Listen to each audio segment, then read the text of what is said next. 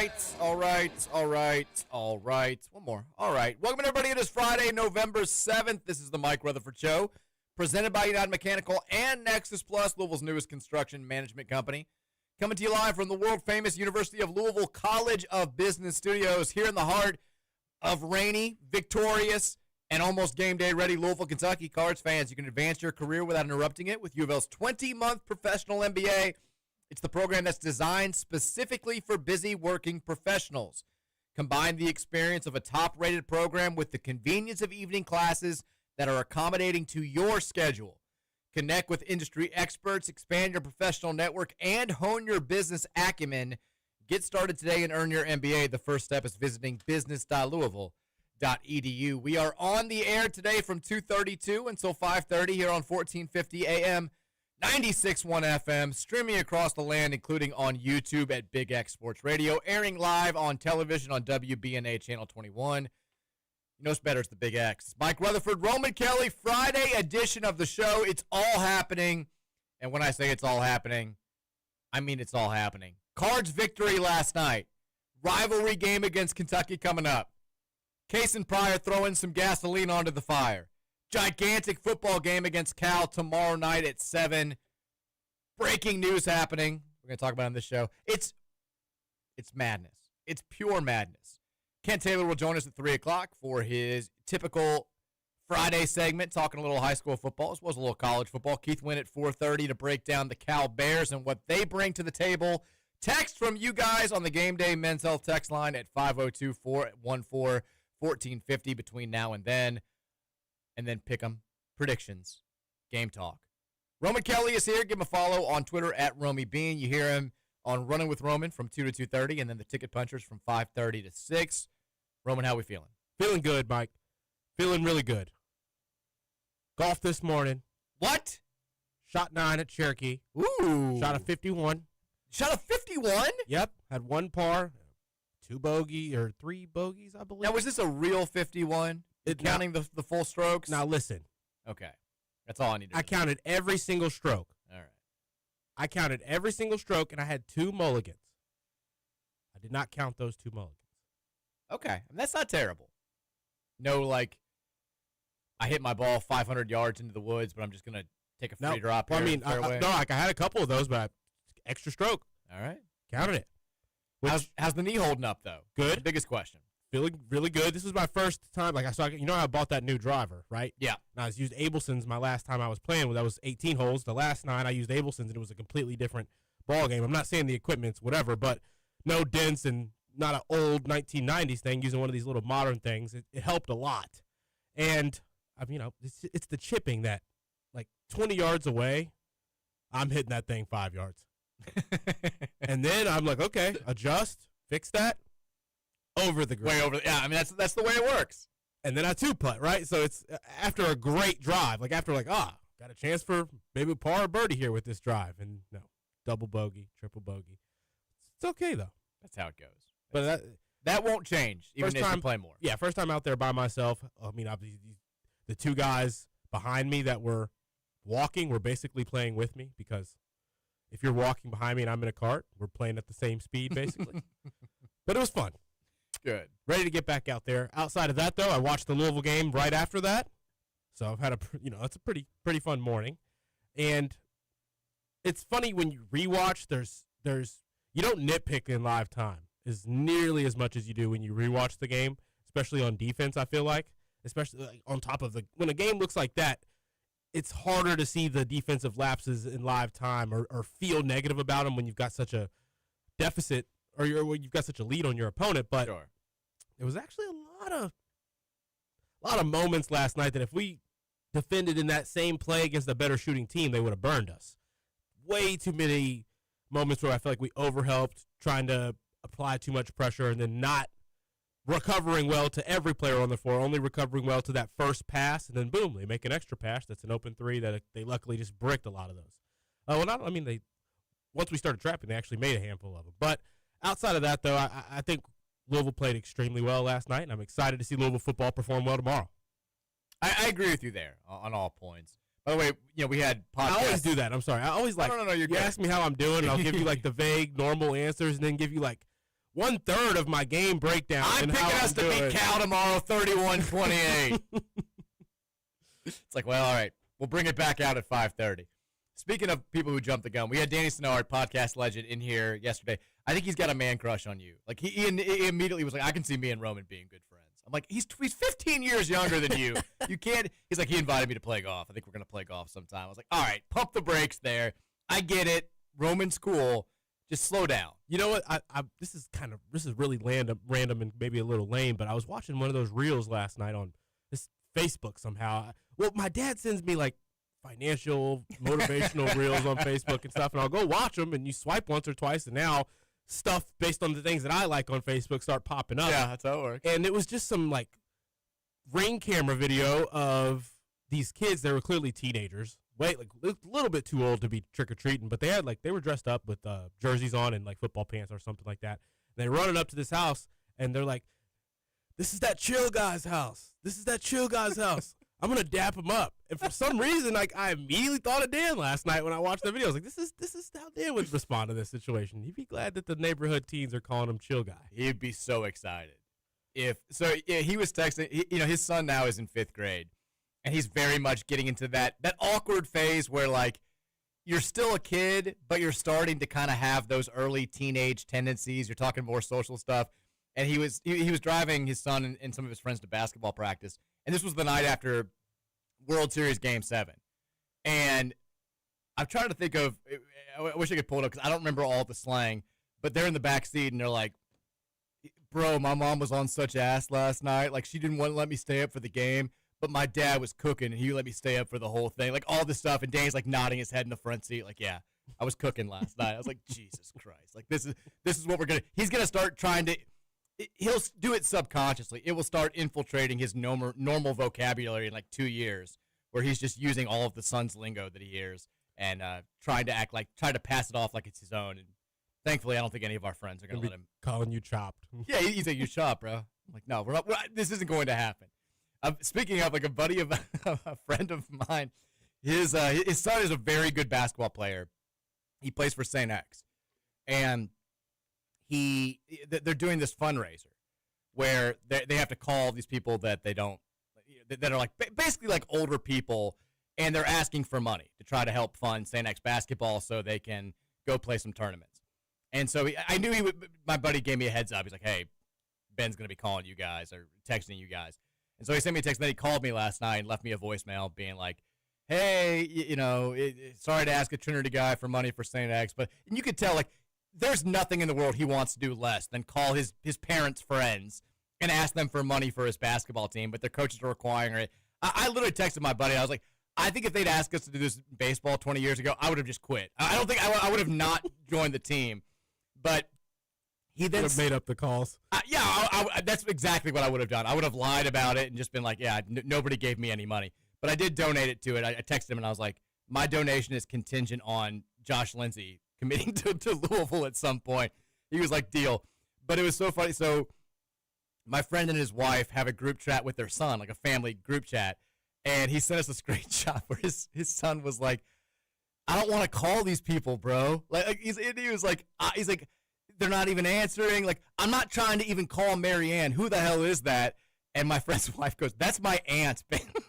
He was like, I don't even know who the hell that is. I ain't trying to call Marianne right now. I was like, oh, the joys of having teenage kids. I can't wait. Actually, I can definitely wait. It's not going to be a whole lot of fun.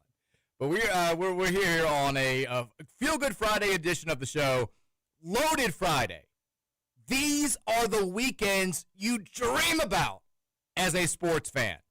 We've got reaction to the Louisville men's basketball team going 2-0. Talk about next Tuesday's game against UK. Obviously, there'll be more talk next Monday and Tuesday, but there are some things that need discussion today. And then a huge football game. A 7-1 Louisville football team ranked 15th in the country, firmly in the middle of the college football playoff race, will play a gigantically important game against the Cal Bears tomorrow night at 7. We have lots to get to. We will start with basketball just because we had a game last night. And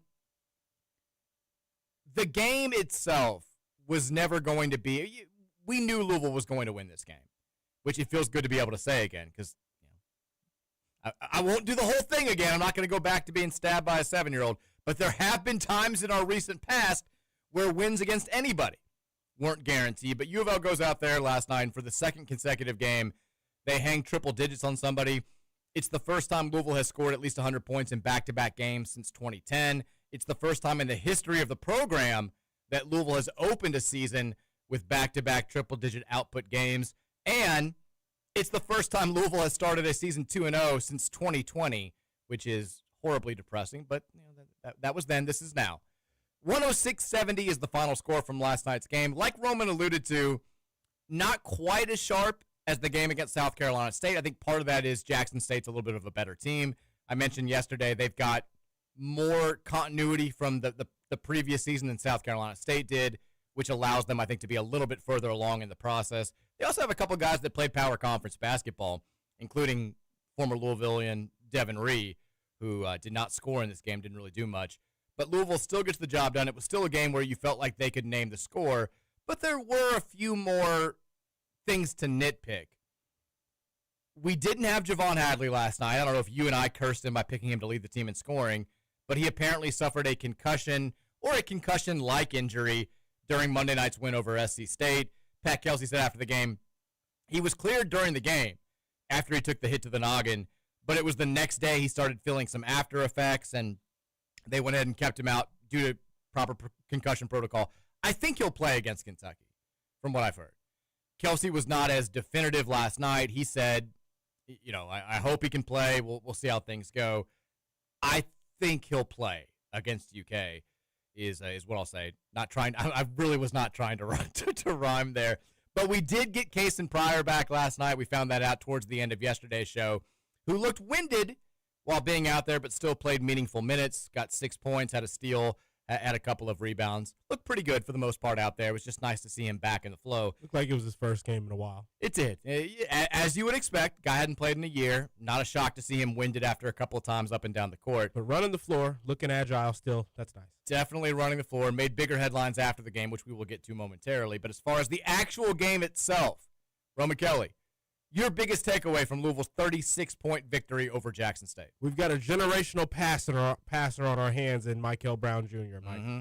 He is a next-level passer. I do think that is going to obviously come with some turnovers when you're dealing with a true freshman who is willing to try to make any pass he sees on the floor with either hand. But with that being said, there's just a lot of passes that are always open in basketball games that most players don't have the ability to make or confidence to make. He has both and actively tries to use it. And I like seeing that. Him being able to do that off the dribble, just knowing where the next pass needs to go out on the perimeter. He's great. Couple times he forced it, but he'll work that out. And we'll have to also live with it because I think the good will always outweigh the bad. He also had a pull-up three, couple pull-up threes, and I think that just a little too early. Then right after that, he makes one. So it's tough to gauge still. But, pull-up threes in transition with multiple defenders in front of you than Cardinals, not really ideal typically. Outside of that, though, I just think, we tried to put a good amount of pressure, good amount of, not necessarily full court pressure, but tried to trap a bit once they got across half court, and that just led to not really good recoveries and help defense. I felt like there were a lot of open shots that we gave up, but granted, that all came after we got off to a really big lead and started trapping at half court. So I think he's just something that he wants to try to incorporate if he needs to. I don't know if you do it with Ali Khalifa on the floor, if I'm being honest. But outside of that, not very many negatives for me. I like to see Adrian Woolley, the and one, seeing him look like he's, with every passing game, feeling a little bit more comfortable. So need him to be ready for Kentucky because he's the kind of player that if you can get good production from him, it's just way harder to guard out on the perimeter. There's always one player every season where I pride myself on being able to accurately predict whether or not they're going to make the three that they just took.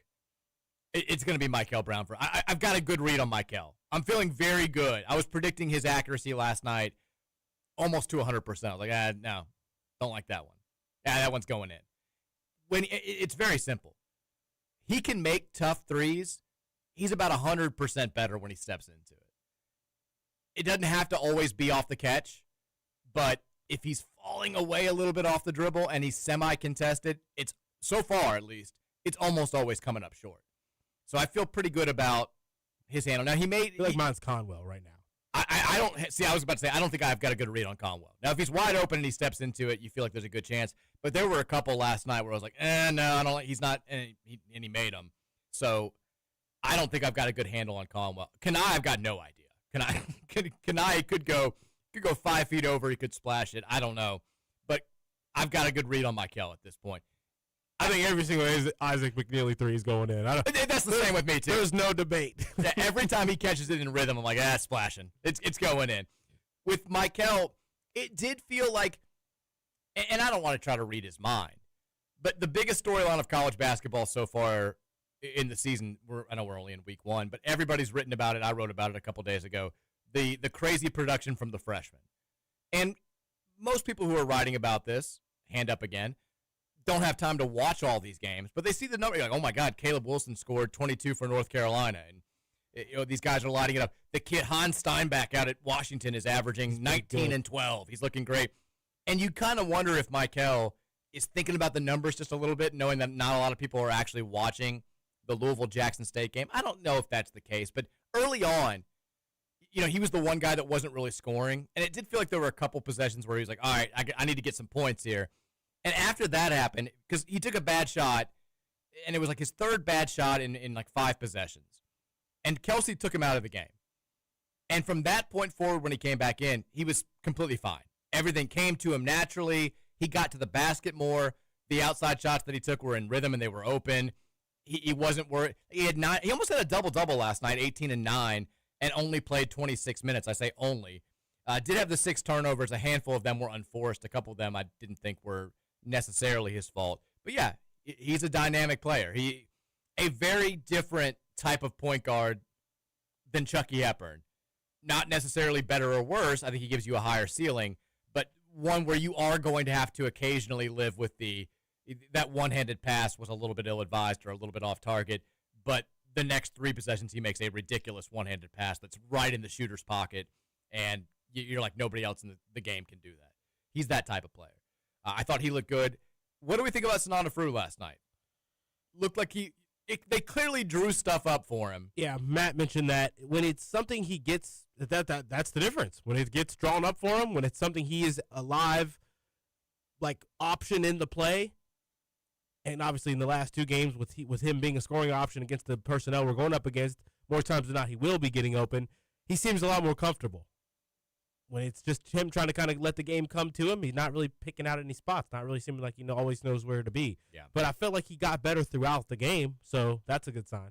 He's looking a little bit more comfortable. I still feel like he's not throwing his weight around as much as he should be. He's not a small guy, and I feel like he's not using that body. It's still like he's got too much of the European game in him. Yeah, like if his elbow hits somebody, it's an offensive foul. You come down with an offensive rebound and you clear space in the college game, they let that go. You do that in Europe, you're getting called for the foul, and it's like he still hasn't properly adjusted out there.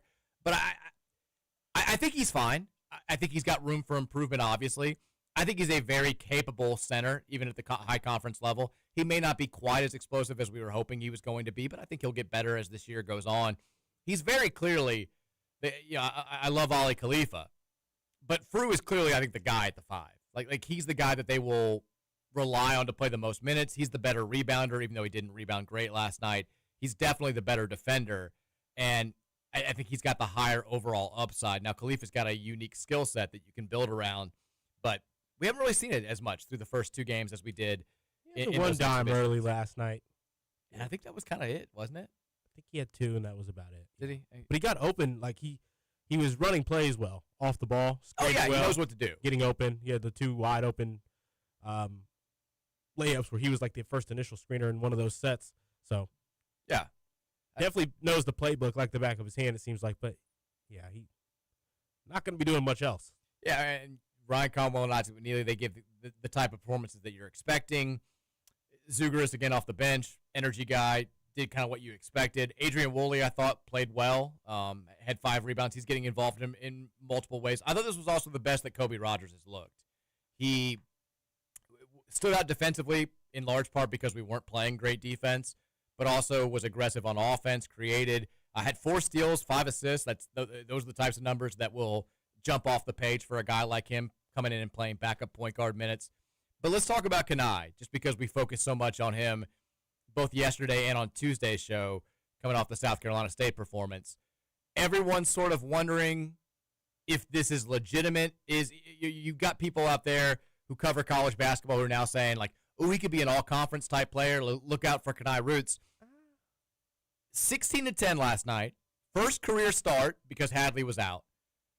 Looked, once again, aggressive and confident, but the question still remains, is this a sophomore leap, or is this a product of the level of competition of these first two games, or is it a combination of both? Where are you now after watching him play last? I think it's definitely a combination of both. I feel like him obviously being more in tune with the game. I don't think there's any deer in the headlight aspect to him at all, which you kind of had that on both ends of the floor last year, Mike.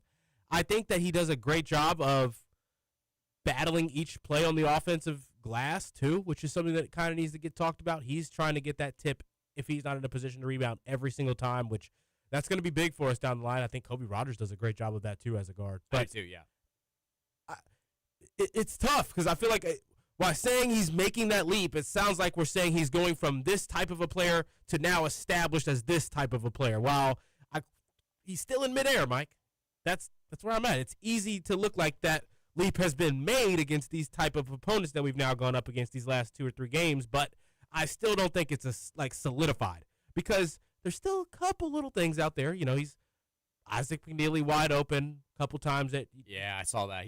He saw the highlight dunk up there and ignored a wide open Isaac McNeely for 3, and that was one where it's like, all right, like I know what's going through your mind, but in a big time game, Isaac for 3 is wide open is the better look. I think also like he's still little moments where he can get into a little bit of tunnel vision, but it's just him following his orders. He's just doing what he's told to out there. If he kind of realizes, wait a minute, they're trying to cheat on this screen, they're trying to cheat on this handoff. If I just lunge forward towards the basket and start my dribble, now I'll be in the advantageous position. Little things like that he's not seeing at every moment out there, but that's not necessarily his role to go out there and try to make those things happen. So I'm kind of trying to have to live with that. Like he's not being asked to go and do those things, create off the handoff and stuff. But when I see he has the opportunity for those kinds of things and he's not necessarily taking them, it makes me wonder if he sees them as well. Outside of that, though, Mike, he's got a clear improvement. He's more secure with the ball, which could be a little better, but he's more secure with the ball. He's more he's trying to pounce on the basketball. He wants to be a part of every action defensively, and that's just a great sign. And I feel like he can test pretty well. He's pretty prone to fouling last year a little bit at this time of the season. He's clearly gotten better about that kind of thing, but I don't want to sit here and say he's already that, going to be one of those sophomores that has made the biggest jump out of all the players in his class. Everybody, myself included, is going to remember that he kind of looked timid and wasn't much of a factor in the Kansas game until he goes out there and plays a aggressive, productive game against a team the caliber of Kansas. And I think that's totally understandable. He's looked great. He's looked different the last 2 games, the first 2 games of the actual season. Can he do it against the Kentuckys of the world? It's an unanswerable question right now, and obviously we'll start to get the answers on Tuesday night. But it's a solid first step. He's been great the last 2 games. It was first college start last night. Looked like he relished the opportunity. The aggression is there. He still needs to know the niche that he has to live in, right? Which is defend, use that length and size, rebound, run the floor. That's your bread and butter. Occasionally, knock down the open shot if you're there. But we don't need you going ISO to the basket against really good, really athletic teams that know how to help defend. Stay in your lane a little bit, and you can really help this team. And also, like we talked about yesterday, evolve over the course of the season. The sophomore leap doesn't all have to be an off-season thing. It can be in-season as well. Has to be. All right, we're going to go to break. When we come back, a little basketball talk, a little football talk as well. But first, Kent Taylor will join us on the Collier Law Firm Hotline to talk the first weekend of high school football playoffs, as well as the football weekend ahead with local teams. Keep it locked right here. It's the Mike Rutherford Show, presented by United Mechanical, 1450 The Big X.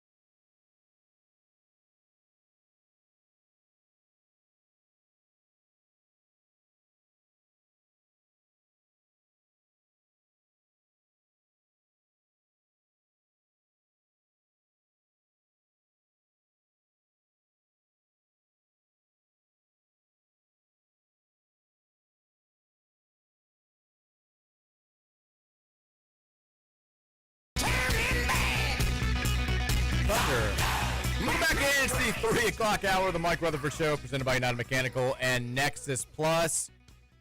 Talking last segment about Louisville's 106-70 victory over Jackson State. Someone who had a front row seat for that game, who was on the call via ACC Network Extra, was our guy, Kent Taylor, WLKY Sports Director, 672-time AP TV Sportscaster of the Year. He joins us as he does every Friday on the Collier Law Firm Hotline. KT, how we doing? Good, Mike. I'm sorry, I did not see your message until after the fact, so I was unable to get your word on the broadcast. There will be more opportunities in the future. We'll make good on it. That was it for this year. In the future's a long time, Kent. It'll happen again. I feel good about this at some point. We'll get there. You were on the call last night with Larry O'Bannon. The Cards win by 36. Not quite as dominant as they were on opening night, but give me your primary takeaways from Game 2 in year 2 of the Pat Kelsey era. Well, first of all, I think the team they played was a lot better. I thought Jackson State was much more of a formidable opponent and played harder than what we saw from South Carolina State on Monday night. And from my vantage point, having done the Bucknell game and then this game, Louisville I thought was much improved as well. Sonata through really getting involved. They're getting some points in the paint, which they hadn't done earlier. Now maybe that was because Kansas was a little better and a little bigger than some of these other teams they faced, but that can only help build some confidence for those guys. And then the big story, getting Cason Pryor back. We found out right before the game that John Hadley wasn't going to play and that Cason Pryor would. And you can just see the way he energizes the crowd and engages with the crowd. They love it, and it was great to see him back. And he looked pretty good. For a guy coming back, hadn't played in 11 months, he still made some plays, was active defensively, and that's what they'll need from him. Yeah, we know they can shoot. We know Michael Brown is a future pro. What we don't know, I think, is if this team can defend at a high enough level against the quality opponents on their schedule this season. Last night, little bit up and down. What do you think about the defensive performance that they gave last night against, like you said, a Jackson State team that's probably a little bit of a uptick from the team that they saw on Monday night? I will say, though, Deshaun Ruffin, their point guard, the SWAC Player of the Year, he's as quick as anybody they're going to see.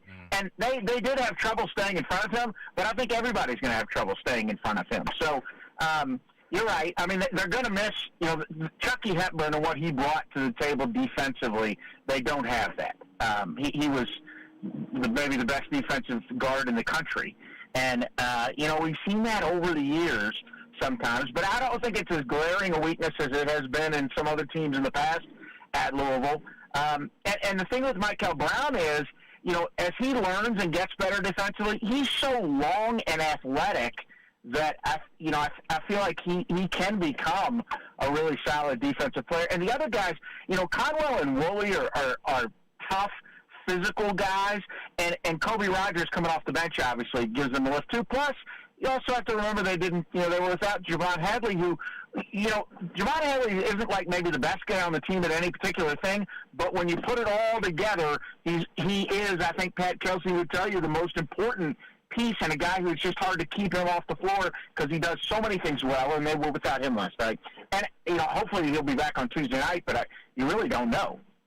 The most important question I have, based on where you were sitting last night, how handsome is Larry O'Bannon? I mean, he's like 2 years older than I am. I feel like I've aged 40 years over the past 20. I don't think he's aged at all. Oh, yeah, I would have if you had put that question to me, I would have said you were 15 years older than Larry.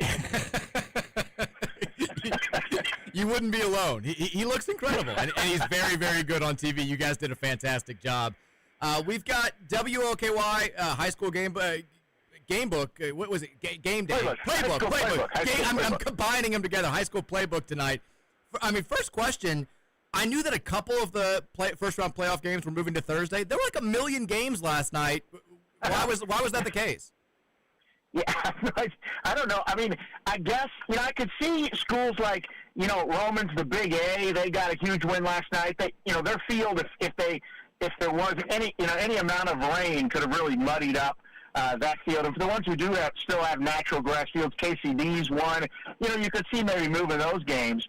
But a lot of these schools on their turf fields move the games to Thursday night, and all week Jay Cardosi was telling me that while it was going to rain today, he expects it to pretty much be out by game time for these games. But also, you could throw the entire first round of the playoffs in Kentucky out the door because there are very few competitive games. We had one or two last night. Bullitt East and North Hardin was competitive, but most of them are blowouts and shutouts. So we have tonight. Our game of the week on High School Playbook is actually a sectional final in Southern Indiana. Evansville North at Floyd Central. The Highlanders have had a great season, and then there are still a couple here. Manual, Fern Creek. I'm headed out to Grant County. North Oldham is where I'll be. We've got Mayo PRP. We've got. I'm trying to think of what the other ones are. There aren't that many around town. I think 6 or 7, but there are still a few here. Yeah, I think it's like everyone refers to this as Running Clock Friday because you've got a lot of blowouts across the state. You've also had this year, and maybe it's been the case in years past, but I'm just noticing it this year. There were like 8 teams that just forfeited because they've got 20 players, and they're like, what's the point in going out there and losing by 72? I mean, is it time for the KHSAA to realistically look at this and say, we need to do something, whether it's letting fewer teams into the playoffs or giving buys? Has the time come for this to be officially addressed? That could be. I've probably thought that for a couple of years. You could get rid of the first round of the class. Well, it wasn't that long ago where there were only 4 classes. Yeah. Now there are 6 classes, and you mentioned last year. I know last year KCD had that happen to them in the first round of the playoffs, where the team was going to have to travel like 4 hours, and they were like, you know what, forget it. We're not doing that. We just won't come. Now they did have a first round game last night, but because they're not competitive games. It really, and you don't want to see kids, get hurt in some of those situations where they're completely overmatched. I think they could probably. I don't know what the positive is for some of these teams to get a playoff game and get beat 56-0. Yeah, I saw our good friend Trevor Kelsey's Wagner Wildcats made the playoffs for the first time in a while. He was very excited about that, and then saw that they lost 65-0 to Franklin County. So I don't know what you get out of that, but so be it. Loaded, still lots of matchups tonight across 1A, 2A, 3A, 4A, 5A, 6A, including some local teams, even though a ton of them played last evening. Looking ahead to the rest of the weekend, big spot for the Louisville football team, although I think they're all big spots now at this point. It feels like every single week is a playoff elimination game. The Cards are 20.5-point favorites over Cal, and I'm looking at this and I'm laughing. I'm like, they're not. I'm just now resigned to the fact that every game is going to be a heart attack game. You have that feel now with this team that every game they play is going to come down to the fourth quarter. It's not just hyperbole from Jeff Brom anymore. No, it certainly has been the case the last 2 weeks. We thought they were going to come out and blow out Boston College. We thought they would blow out Virginia Tech, and you were certainly those games in doubt until the last few possessions. And this California team was, what was it, a 3-point game? They had the 3-point game to Virginia last week. I saw the last couple minutes of it. I don't. Maybe under the lights on a Saturday night, this is one where they can get things rolling. Now, obviously without Isaac Brown, that's going to hurt. You question how much he's going to be out because he's such a difference maker for them. And without knowing, what you're going to get from Duke Watson or if you're going to have Duke Watson, so many unknowns. So maybe we should just chalk it up to it's going to be a nail biter. We had the first CFP rankings of the season on Tuesday night. Louisville checked in at number 15. The other local team in the rankings, Indiana at number 2.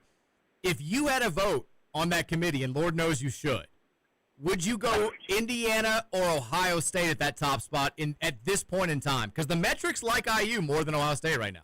I would 100% go Indiana because they've been killing teams, and to hear whoever the chairman is, I'm not sure who he is. But I saw his interview where he's talking about, we looked at the Ohio State's offensive line. I'm like, come on, seriously, look at. I've watched some of the games, and Indiana looks like the best team in the country to me so far.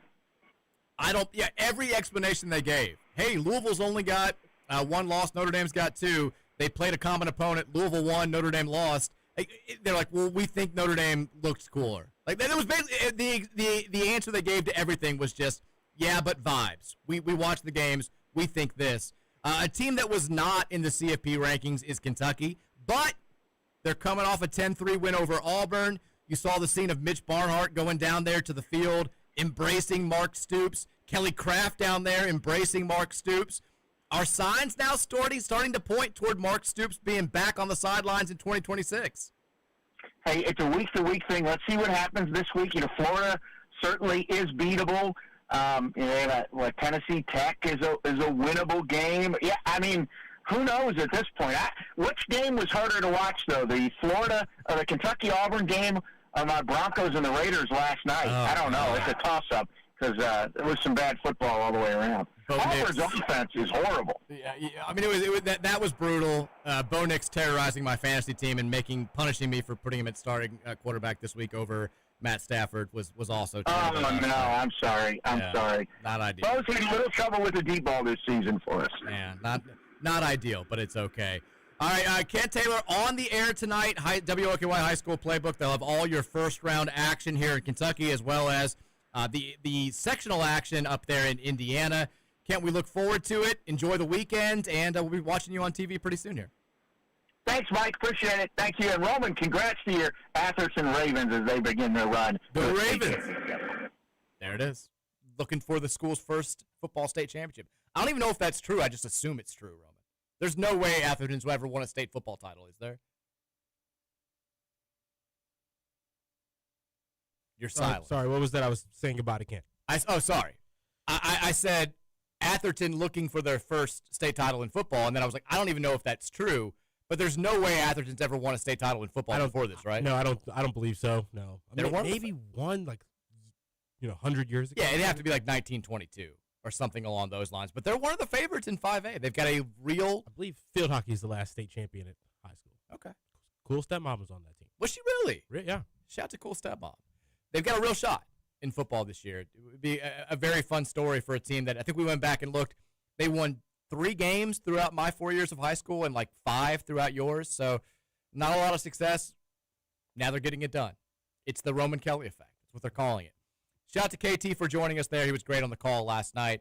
Let's I think we can close the book on the Jackson State game. Are you fine with that? I'm fine with that. Let's talk about what happened after the Jackson State game. So, Kason Pryor, one of the big stories of the game. First time we've seen him play in damn near a year.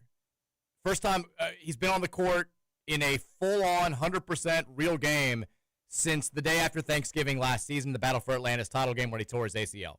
So he goes out there, like you said, looks like his first game in a year. He gets winded, but does some good things, has a dunk, scores 6 points.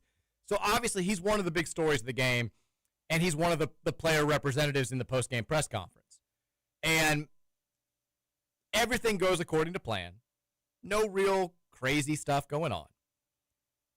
They wrap up their media availability, and Kason stands up and says, I'll see you guys Tuesday night, starts to walk off, and then says, and that's going to be after a win, and then says F 'em, but he doesn't say F, he says the actual word.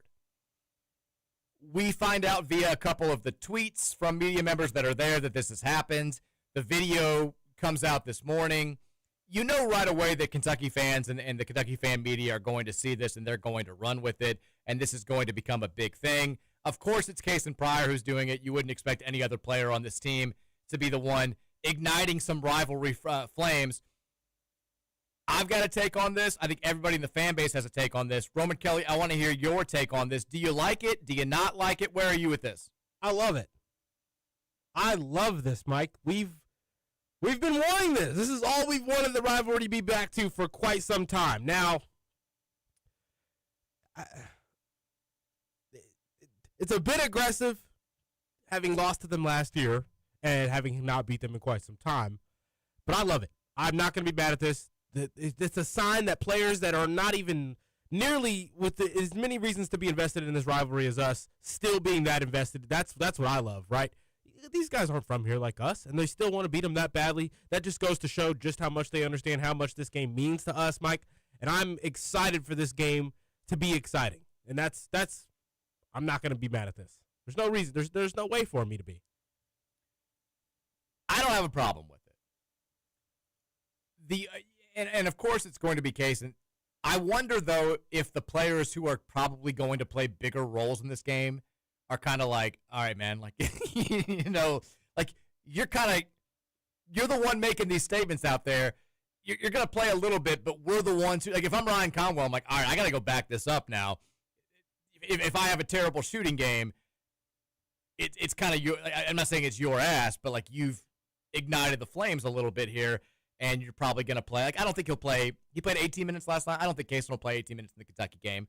I also worry that Kaysen now is going to go out there and try to do a little too much. It was always kind of a concern if he was going to play in that game.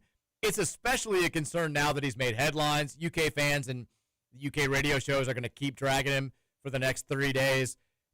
I worry that he gets out there and immediately like tries a spin move on the first possession, just like recklessly drives in the lane and loses the ball and causes a turnover. I also feel like if you put odds on a Kaysen Pryor, Brandon Garrison dust up on Tuesday night, it's like minus 280. They both run hot. If there's any sort of loose ball situation where they make contact, they're going to start shoving, and then who knows what happens after that. But here's my thing. For years and years and years, we've tried to, and I say we as in like the actual players, not necessarily the fans, because nobody in this rivalry from the fan standpoint is ever high-roading. We're not taking the high road. But we want our players to like, you can't make bold proclamations about UK. We can't talk bleep because we're not out there winning the game. Maybe it's time we tried something different. Maybe it's time that we started talking some bleep. Maybe it's time that we got somebody out there and just says straight up, F UK. Bleep them. And see how it goes. If he doesn't back it up, does it get thrown in our face? Of course. Do we think that UK fans are going to be gracious and calm if they beat us and we're not talking bleep before the game? No, it doesn't matter. There's no UK fan in the world that's like, you know what? I'm not going to send that trolley tweet. I'm going to keep the Big Blue 69 account classy tonight because that Louisville team, they were pretty classy going into that game. No. Why not be brash? Why not call your shot? Why not try to be a little bit arrogant? The other way hadn't worked for my entire life, pretty much. So early November, playing the game, bleep talking UK. Let's see how it works. And if it works, guess what? Let's keep doing it next year. Every year somebody will say bleep them in the final press conference before the game. Now, I did notice a number of UK fans were paying attention to the fact that the crowd was chanting beat UK. And it happens every year. It used to happen every year.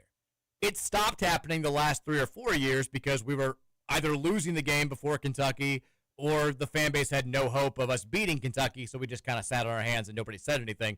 You knew it was going to come back last night. This may be a dumb question here. Okay. Is it always a home game? Was like when we were doing it regularly, was it always a home game? Yes. Okay. Because usually you're playing bye games in November and December when you're playing Kentucky, right before you're playing Kentucky. So it was always, we had that UK game between Christmas and New Year's.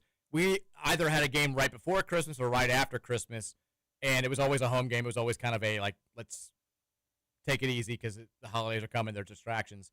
So we played somebody easy, and then the fan base would always start cheering. Now, maybe there were a couple times where we played a road game before UK. It was always the last home game before UK where the fans got into it. They started chanting, beat UK. I was wondering that last night. But there are people who go, man, the fans are overly focused. We always do this. And I also don't want to hear any of that coming from a fan base that, throws L's down in their family Christmas card picture. That's enough. Both fan bases care a lot about the other side. That's what a rivalry is. We can both stop admitting or stop acting like we don't care what Kentucky does or like we don't care what Louisville does. Of course we do. That's how this whole thing works. I'm fine with it.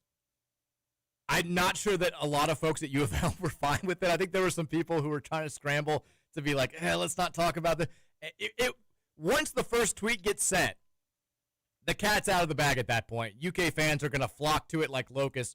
You know exactly that they're going to latch onto it. They're going to blow it up. And like once the Matt Joneses of the world get their hands on it, every single person in BBN is going to see it. It sounds like he was deciding in live time how much he wanted to say. Yeah, I mean, because at first he just says, see you guys Tuesday. And then there's like a 5-second pause. He fully gets up out of the chair as he's saying that. Yeah. They start walking to the right after a win. And another pause. And then bleep him. Like, he's like, and then I don't know who it is. I think it was maybe Conwell who was like, hey, like kind of like, hey, man. like that may be a little bit too much. Also, it's your first game back. Pump the brakes a little bit. You haven't played basketball in a year. But that's Case and Pryor. Like, we knew this when we signed him. He is the consummate, I love this guy if he's on my team. I hate him if he's on any other team type player. And that's who he is. Now, if he goes out there and plays terribly against Kentucky, I think then the fan base probably gets a little bit irked that he chose to do this. But whatever. Now the question becomes, I think, so Kentucky plays tonight against a bad Valpo team. They should be able to kind of name their score in this one.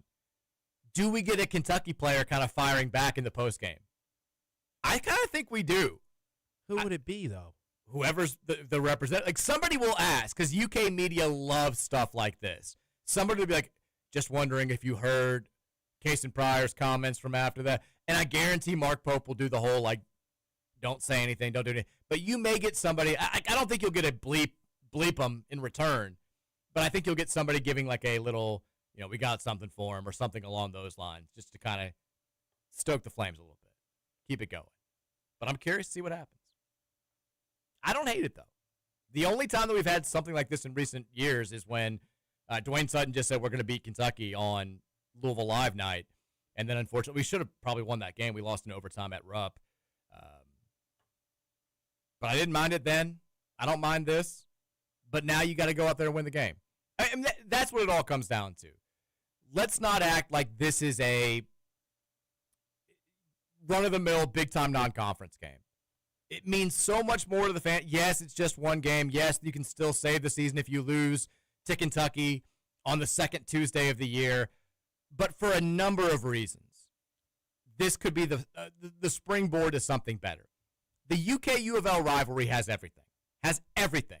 I mean, I posted the tweet this morning. I wake up, I check my timeline, and it's Louisville and Kentucky fans sending dueling pictures of the opposite head coach appearing to give the Sieg Heil Hitler sign on Twitter. Like, what are the rivalries going out there and doing that? Not many. It's crazy. It's like we are so overly focused on one another. Both programs have a ton of history. We both care about this silly sport more than just about everybody in the country. We love hoops. We love the history. We love everything about this. The one thing lacking in the rivalry is we don't beat them enough. We can say it. They say it all the time. They're not wrong. We don't hold our end of the bargain when it comes to this rivalry. It's 40-17 all time, and that gap has widened over the past decade and a half pretty substantially. And it's not, more times than not when John Calipari was there, they had the better talent, they had the better team, they were favored to win the game, and they got it done. The issue was there were a handful of games where we were a slight favorite, or it was a pick'em, or they were a slight favorite, and we lost just about all of those. The only time we won kind of a toss-up game was when we beat that De'Aaron Fox, Malik Monk team in 2016. Besides that, we beat the two worst John Calipari teams, and we beat them by 3. Nerlens Noel's team? Beat them by 3 with our national title winning team. They lost in the NIT to Robert Morris? Yeah, and then we beat the team that won like 9 games in the weird COVID year by 3 when we were supposed to beat them by a lot more. It's time for this to become a real on-court rivalry. Off-court has everything. And the games haven't been terrible for the most part on-court. We just never win them. If Pat Kelsey is going, there's one, everybody wants him to live up to the standard that Rick Pitino set or that Denny Crum set. The one thing he can do to supersede both those guys is win the rivalry against Kentucky. Crum had a great start, still lost more than he won. Pitino got dominated while he was here. Those guys both won national titles, which is clearly the biggest thing. If you win national titles at Louisville, you're kind of just following in their footsteps. If you win the rivalry against Kentucky, you're doing something that had not been done before you. If Pat Kelsey coaches here for 20 years, has a winning record against UK, that sets him apart from Pitino and Crum in a way that you don't have many other ways to distance yourself from those two Hall of Fame coaches. And it kind of feels like that process needs to get started this. we've got to take advantage when the game is a legitimate toss-up. I think we'll be a slight favorite or it'll be a pick-em in this game. But when you know that Kentucky's going to go out there and spend $8 billion on their roster every year, they're always going to have a squad. We know we've got a squad this year. I think we match up fairly well against them. It's time to cash in. It's time to take advantage. It's time to make a statement that this new chapter of the rivalry is going to be different. At the very least, though, I like that we're bantering again. I like that stuff's happening again. The last couple of years, we wouldn't even be talking about the game. We would have just been like, let's focus on football and act like the basketball game doesn't exist because it's going to be super embarrassing. The rivalry off the court is back without question. Now it's time to make it a legitimate rivalry on the court again. We'll have 2 more days to talk about it, but that process kind of got kick-started last night. The Game Day Men's Health text line is 502-414-1450. We'll take a break and we'll come back and get some of your thoughts. We haven't really talked a ton about Cal. We'll do a little bit of that, and then we'll turn it over to the text line. So keep it locked right here. Your hour is up next. This is the Mike Rutherford Show, presented by United Mechanical and Nexus Plus. 1450, Knuckin' and Buckin' on the Big X.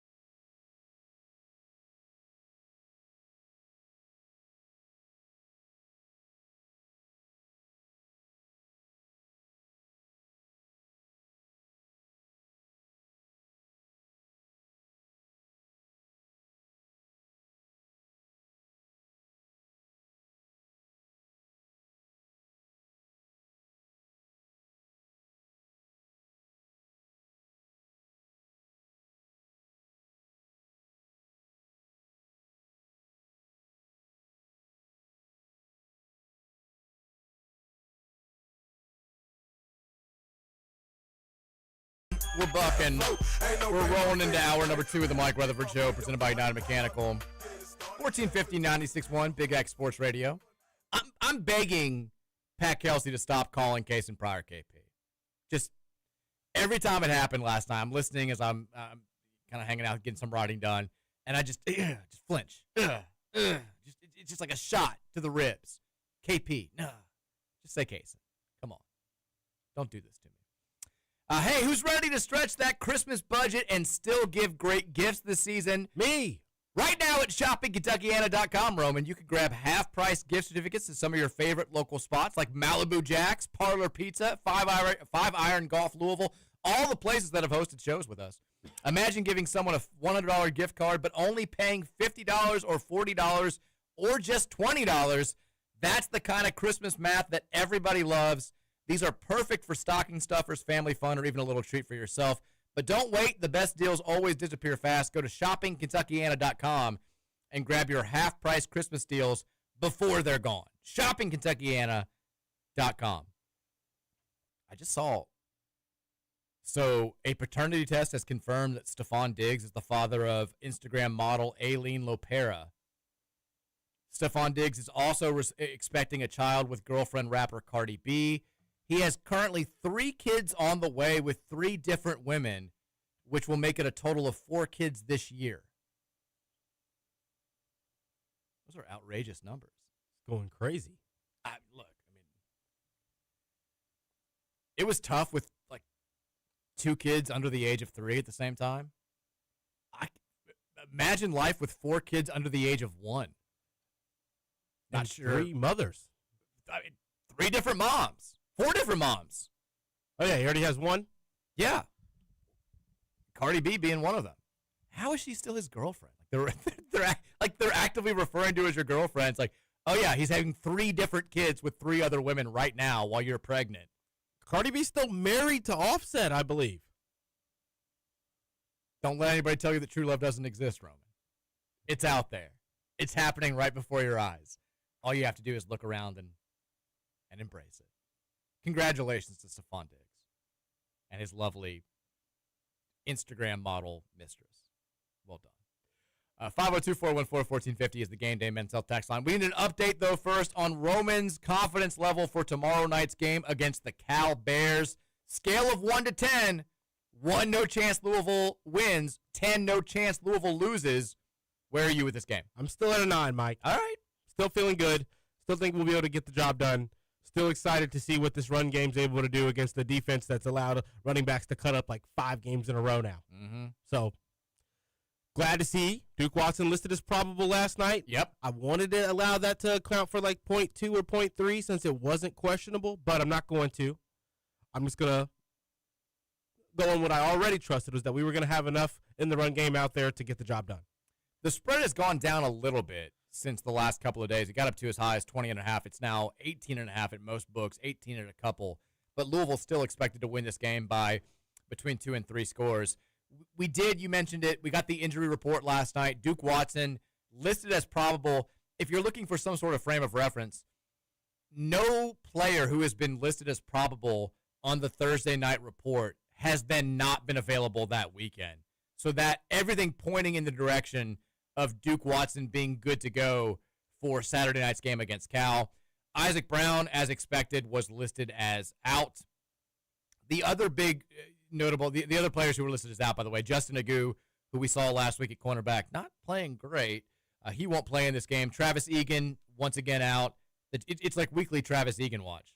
Jamaris Wilder, he is out.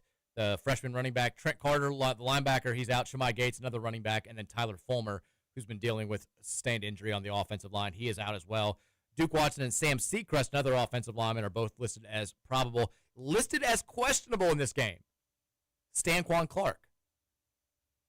We also got a follow-up report from Pete Nakos of On3 today saying that Stanquan Clark will be a game-time decision for Louisville.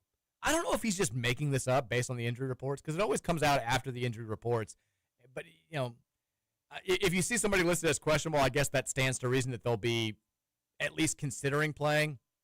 If I had to bet, just based on what I heard as of last week, I'm going to say we see Stanquan next week against Clemson. I think he probably dresses out. Maybe he's available in like an emergency situation, but if he plays on Saturday, I don't think he plays a ton. And the good news is we don't need him to play a ton because Caleb Perry and TJ Capers have been terrific filling in. So he only makes an already good defense and an already stout linebacker group that much better.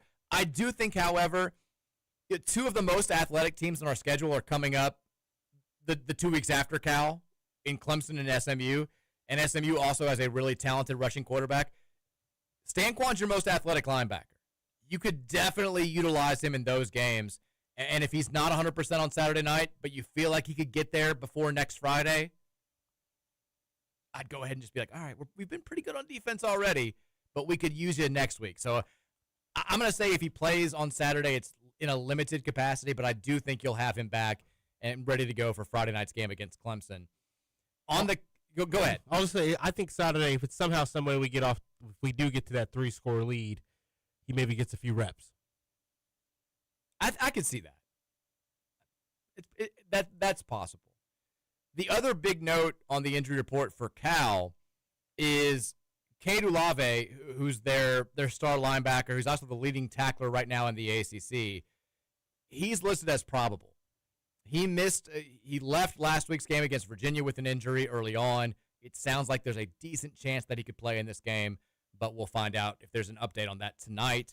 But that would be a big loss for their defense. But like you said, their defense hasn't been performing particularly well, even with him, the last handful of weeks.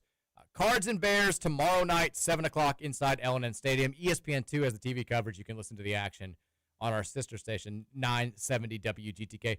Do you know that we're one of 2 top 15 teams that hasn't played a single game on ESPN, ABC, CBS, or Fox this year? They hate us. Virginia's the only other one.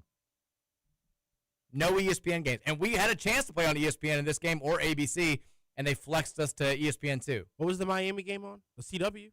No. No. It was on, I think, Virginia ESPN. Tech game. What was? I want to say it was ESPN2. Oh, you're right. I think it was. We are on ESPN next week, though, against Clemson, Friday night. Also happening against Clemson. I broke this news earlier today. I'm ready to break it on the radio.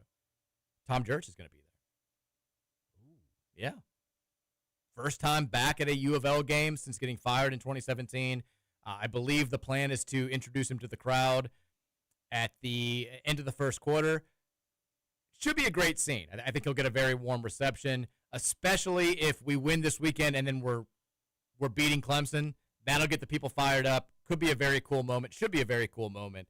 I'm glad that the healing between U of L and Jurich has continued because he is such a part of the DNA of this program and was instrumental in so much of the success of this program and getting us to where we are now. So it would have been a shame for there to still be hard feelings deeper and deeper into Tom's life and have there never be any sort of reconciliation. I'm glad that we're doing this now.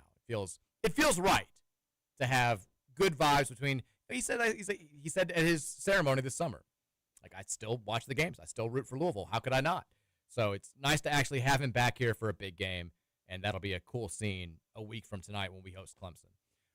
Let's go to the Game Day Men's Health text line. 502-414-1450 is the number there, and hear what you guys have to say. Reminder, Game Day Men's Health, redefining men's wellness. No shortcuts, just results. Testosterone, peptides, weight loss, and sexual performance therapy. Visit GameDayMen'sHealth.com today and find out how they're defining a new era in men's health. Let's get. Oh, I'm seeing some of the blank text again on Text Groove, Roman. It's doing the thing. No. Always on Game Day Friday, too. It really is. Oh, man.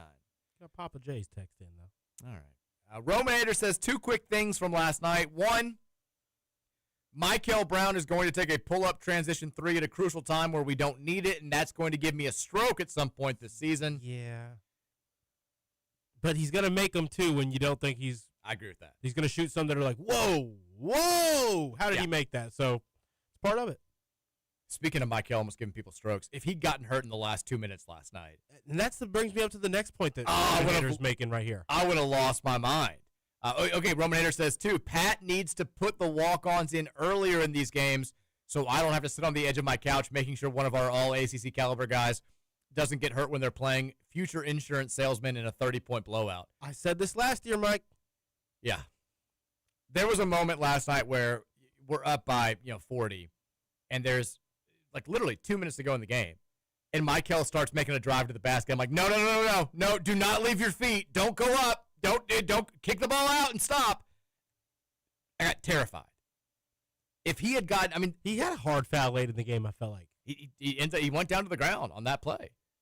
if that happens, and I know you can always say if, but if something had happened to Michael or even like Conwell or McNeely or somebody, that becomes the talk of college basketball. Like, why are they on the floor at that point? The fan base is furious. I get that Pat Kelsey's like, look, it's in season. We got to work on stuff. We have a limited amount of time to get ready. But I was getting nervous. Getting very nervous. Get Woolley out there. Get him out there with the walk-ons. Get Adrian or Kobe Rodgers, one of those two out there with the walk-ons, just to get the ball up the floor for them, and then let them do the rest. We almost had more Cole Sherman magic, though. We did. We didn't. Spencer Legg free throws. We did. I need that Will Hankey bucket like air now. They're trying to get Will Hankey set up there. They were desperate. We don't have that many more opportunities. Maybe 2 more games where we'll have that type of opportunity. Well, you never know. We'll probably blow out somebody in ACC play because we'll hit 53s or something. Texas, all of Stephon Diggs' teammates with the Vikings saying he's the only one they would want to date their sister makes more and more sense every day. Oh, they would at least want to date their sister. I saw that, and video. they all immediately say. I saw that video where they're all like Stephon Diggs, man, no question about it. And then he like didn't even deny it when they go to him at the end. They're all kind of saying, and he's like, yeah. I mean, to the point you just made. Sorry to go back to it. Go for it. If we get up 50 in the ACC, we'd get up 20 last year, and he'd wait till there was 50 seconds left when we spent from the 4-minute mark up 22 points, trying to get up 30, I guess, because we had to. We felt like we had to, but I just thought about it. Yeah, we're going to get up 50, and he's still going to wait 2 minutes longer than he should to get them in, even in ACC play. But, sorry, it was just random thought taking me back to last year where this didn't get fixed into the regular season on the off chance we did get up big. You're not wrong. Riddler texted in, said, Riddler here. Please ask KT to preview LaRue County's last game of the season on the Rutherford Show. Go Hawks. Oh, so you're admitting they're going to lose. It's playoffs. Riddler's already just given in. Says LaRue County's got no shot. I don't even know who they play. They're going to lose. So I might be in the minority, but I didn't like the Beat UK chants by the fan base last night. We need to shut up and keep our heads down until we actually produce something to back up being chesty. I don't think saying Beat UK is being chesty. We're not chanting we're going to beat UK. We all want to beat UK. It's all we're saying. On the flip side, I'm all in on Kaysen with the FM at the end of the press conference. It's about time the players show that we care about this game. It's so refreshing that PK can get these guys up for this game. Rick fizzled every time. Also, Mrs. Riddler is leaving me at the house alone with 2 kids this weekend overnight. Wish me luck. Good luck. I don't know how you can hate the Beat UK cheers but be okay with Kaysen Pryor saying quite literally F them in front of members of the media. Yeah.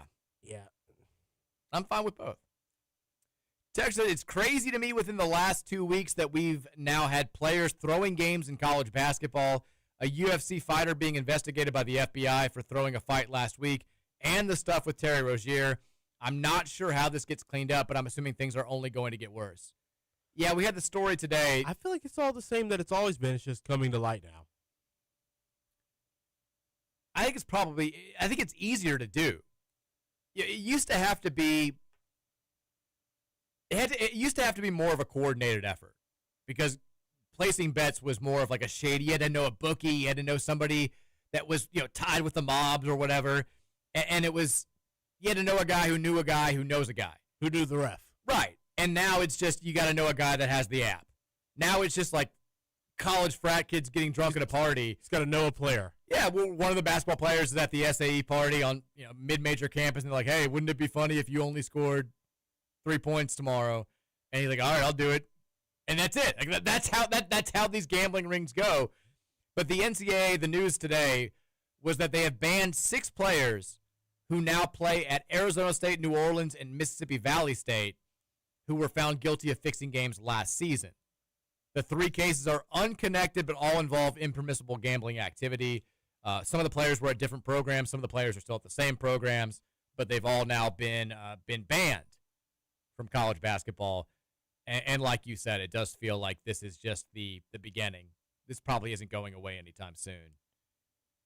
I don't know what you do. But, yeah, I mean, the UFC thing is crazy. I mean, there have been allegations in tennis for years and years and years. There was a tennis match fixing scandal a couple of years ago. Like you said. The Jordan Bull stuff with the refs. Yeah, I mean, there's always been stuff like this. I feel like now it's just a lot Lakers. easier. And probably more I think we talked about this like a month ago or whenever the Rozier stuff happened.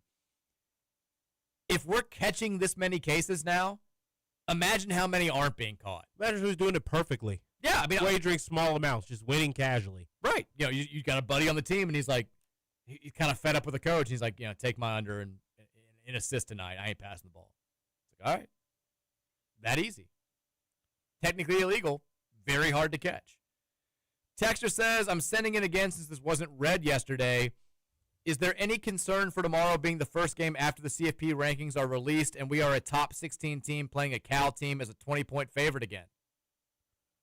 No. I see what you're doing. I do too, but here's why I say no. We're playing at home.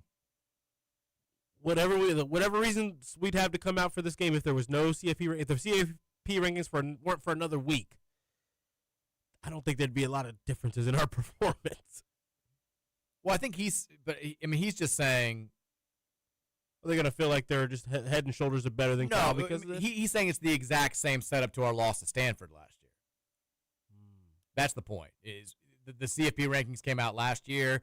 We were ranked 16th. Yeah. We went out west. We were a 20-point favorite, and we lost to Stanford.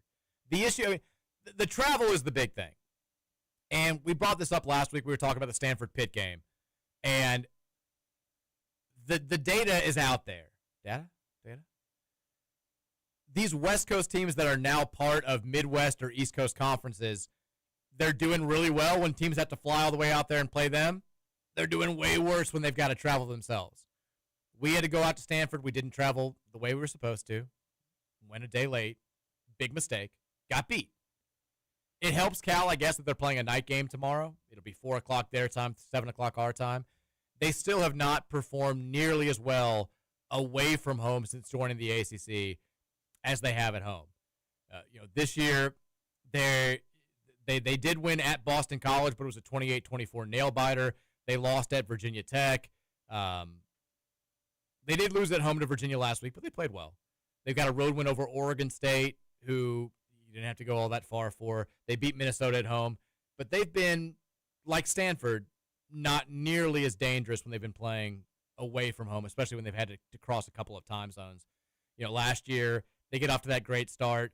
They lost road games at Florida State. They lost a road game at Pitt. They lost. They did beat Wake Forest on the road. They got hammered on the road by SMU 38-6. So hopefully history will repeat itself. That's the one big difference between this game and last year's game. I don't even like you bringing it up, to be honest. I don't like that comparison. Texas, shout out to our boy Matt defending Case and Pryor on the Michael Bennett show this morning. Talking trash is 100% for leading up to the game, then being humble in victory or defeat. I feel like Matt's just going to war every day on the Big X. He is. He was having to defend the UK chants on the Kentucky Roll Call show right before the run-in with Roman. I mean, every show I feel like I see TJ Walker says it's dumb. Stephen Peake loves it. Oh, TJ's been rivalrying hard today. His tweets keep popping up on my timeline. He's all in. He's diving fully into the madness. But I feel like every time I see text from Roll Call, like it's just Matt Childress just not backing down. I mean, he's in a damn minefield out there every morning. Bennett, TJ, these are two of the primo UK media fan terrorists out there. And Matt Childress is still new to this radio thing, just going to war. Every day. Every day. Fighting the good fight. He is. We love our guy, producer Matt. Texas, now that I've learned how to watch Louisville games illegally, shout out random Arabic streamers on YouTube, I'm second-guessing why I would give any money to YouTube TV or Disney. End the damn dispute already. Come on over to DirecTV. Come on back. Just come on back. Flip on the TV. Just press 3 buttons. Boom. Yeah, one of those YouTube streams got sent into the chat last night. Oh, really? No, See, I don't even know about this. Like the caption, no English in the caption at all. I had to scramble to find the Toy Bowl last week and the Lions-Vikings game. And then, of course, when I finally got one that worked, I didn't want to watch. But it's hard now. Stream East used to make everything so much easier. And now next year with the Reds, I don't know what I'm going to do. Texture says it's going to be a great weekend of football. The Cards are going to kick the crap out of the Bears, and the Commanders are going to kick the crap out of the Lions. That's not going to happen. Also, Bloman skipped over my previous text that I sent into his show. I didn't see it. He said, what do you think of Michelle Beadle saying that she's praying for the downfall of your idol, Stephen A. Smith? Have you seen the Solitaire stuff? Yes. I mean, super weird. If you didn't, so Stephen A. Smith, of course, got caught playing solitaire during an NBA Finals game. He's now turned it into a lucrative joke where he's starting some sort of like, it's like a solitaire app where you can play competitive for money solitaire, and he paid fellow ESPN employees to respond to his initial tweet with seemingly normal responses, except they had ad in the hashtag. I've never seen comment ads before on a tweet. It was like, and it was people that are pop, like Mina Kimes. It's like, boy, when you get Stephen A. in solitaire, I'm coming for you, buddy. Like, ad. I was like, what the hell is this? The whole thing is gross. The whole thing is weird. But she said, Michelle Beadle said, honestly, I'm not a religious person, but I pray for the downfall. It's gross, man. You got to have principles in this thing. ESPN pays him a gazillion dollars to get a lot of stuff wrong and yell. He gets caught playing solitaire during the NBA freaking finals. You created this monster. He's bigger than you now, and that's exactly your fault. You let him run rampant all over your company. He made you look like fools for handing him a blank check in the first place. He doesn't even give a bleep about the stuff he's paid a gazillion dollars to talk about, and now he's turning around and turning that into a money-making opportunity. Then the money-making opportunity looks like it's a fraudulent crap business to begin with. I mean, shout out to Michelle Beadle. Good for her. I totally agree. It does seem like a scam business. It's super shady. And then him paying fellow ESPN personalities to comment on his original tweet about the business is even grosser. Yeah. I'm on Team Beadle for that. Wow, she went all in. She calls them out for, quote, whoring themselves out. Agreed. It's bad. It's not good. Texas, who throws the first punch on Tuesday, Kaysen or Brandon Garrison? Garrison for sure. Garrison. I can see Kaysen being the guy who initiates it with like a little shove. Garrison will be the first one to actually throw a punch if it came to it. I mean, hell, he almost did it last year. He kind of did. Texas, we're going to beat the Cats handily on Tuesday. Anyway, I think it's hilarious that my June text will forever be in the text line rafters. My buddy my buddy wants to beat you up guy. My buddy that wants to beat you up has absolutely no idea that I've made him the most famous man on the text line, and that makes it so much funnier. The race war part was unintentional, and I think my woman got used to it being Mike and Trevor and just never realized that Roman replaced Trevor. So essentially she was right that I was at first listening to white guys talk about sports, but she was just joking because she thinks I act like an old head because why am I in my 20s and we're in the car not listening to music so I can listen to a 40-year-old white guy lead us talk show about Louisville sports. But that's what I like to do. Shout out to the show. Best show in the world. I'm going to the games tomorrow and Saturday. Go Cards. Go Cards. I can't say go Cards when your friend still wants to beat me up for no reason whatsoever. I'm watching my back at the game tomorrow. I'm going to the game tomorrow. Yeah, be careful. I just get blindsided by a dude for no reason. Won't be the first. Text, hey, Mike, any chance you could persuade your mom to move the school staff meeting to an evening other than the night of the Kentucky game next week? Go Cards. I don't know who texted this in. Did my mom schedule a staff meeting for the night of the UK U of L game? She knows better than this. I'm sending her this right now. It's someone's first text, by the way. Oh, boy. By the way, that's the quickest trigger on Cowboy. Did you see this one coming? Well, it took you a while to say it was the first text. Yeah. The whole time you were reading it, I was trying to get it pulled up. I'll do my best, text her. I'm sending her the screenshot right now. Hopefully she can make a play here. Texas, will Roman mess up the 5 o'clock music today? No. Yes, minus 110. No, plus 105. Taking that minus 110. What do we do about the music for yesterday? Because we changed it up. Felt like it was good. Yeah, but we won by 23 points less than we did with the other music. We have a decision to make. Tuesday's a huge show for us. The songs get played at both, too, is what's tough. But we changed some of the songs.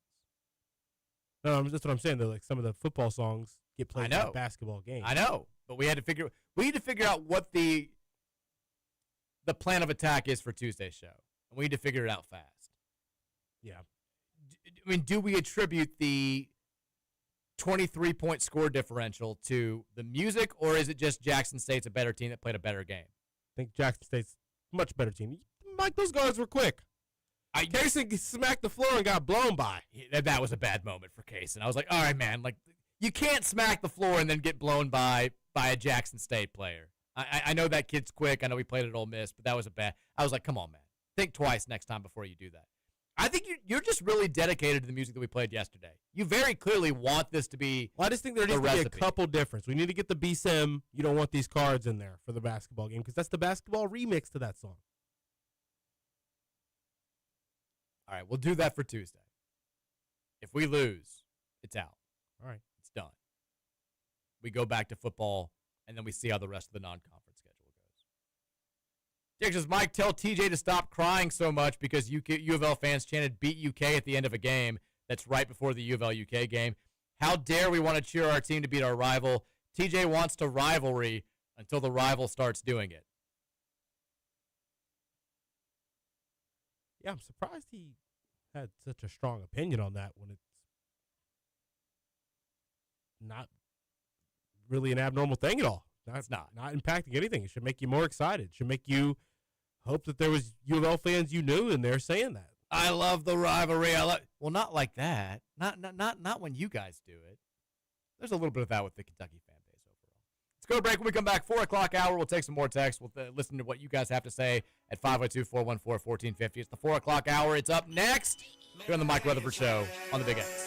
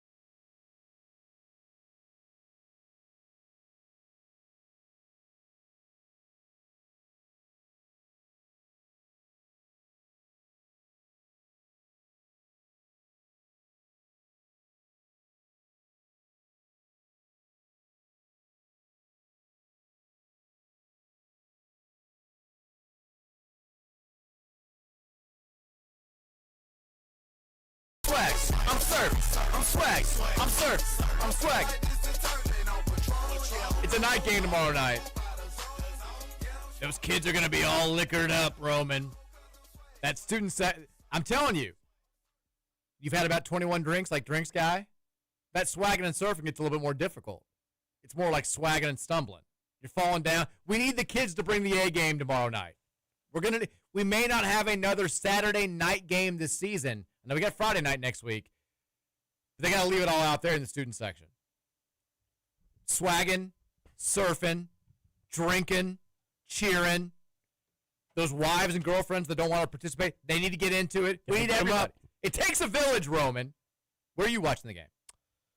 I'm not sure. I haven't been invited anywhere yet. Don't have a ticket. Don't have a media pass. Free evening. May ask Abelson what he's doing. Knowing him, he'll probably be going to the game. But I'm not sure yet. I just got denied for the Kentucky basketball game, and I can't wrap my head around that.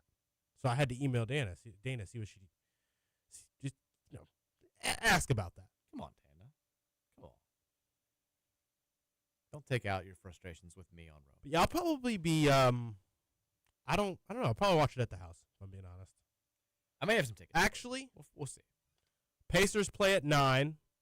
Matt is going to the game. We alternate Pacers games. This will be his, but he'll be at the game, so I'm going to start that for him, so I'm definitely going to be watching it at the house.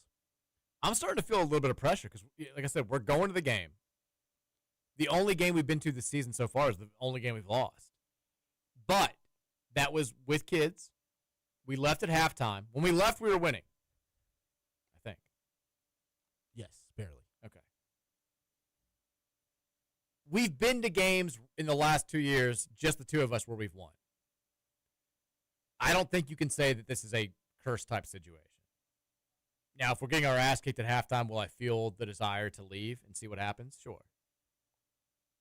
But, I mean, I should go to the game, right? Yes. Right? Okay. I just need a little bit of backup. I just wanted to feel, if we lose, will I take the blame? Probably. I'll take it pretty hard.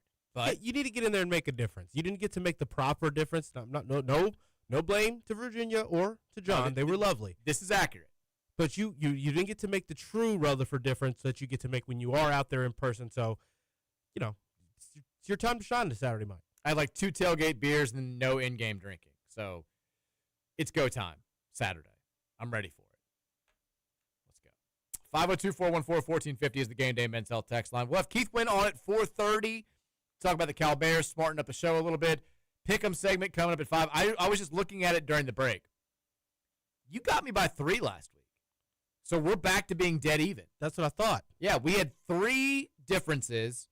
You always have a couple weeks where you try to take risks, and I try to capitalize. Yeah, well, but you also did take the one upset pick that you made hit. You took NC State to beat Georgia Tech. I didn't.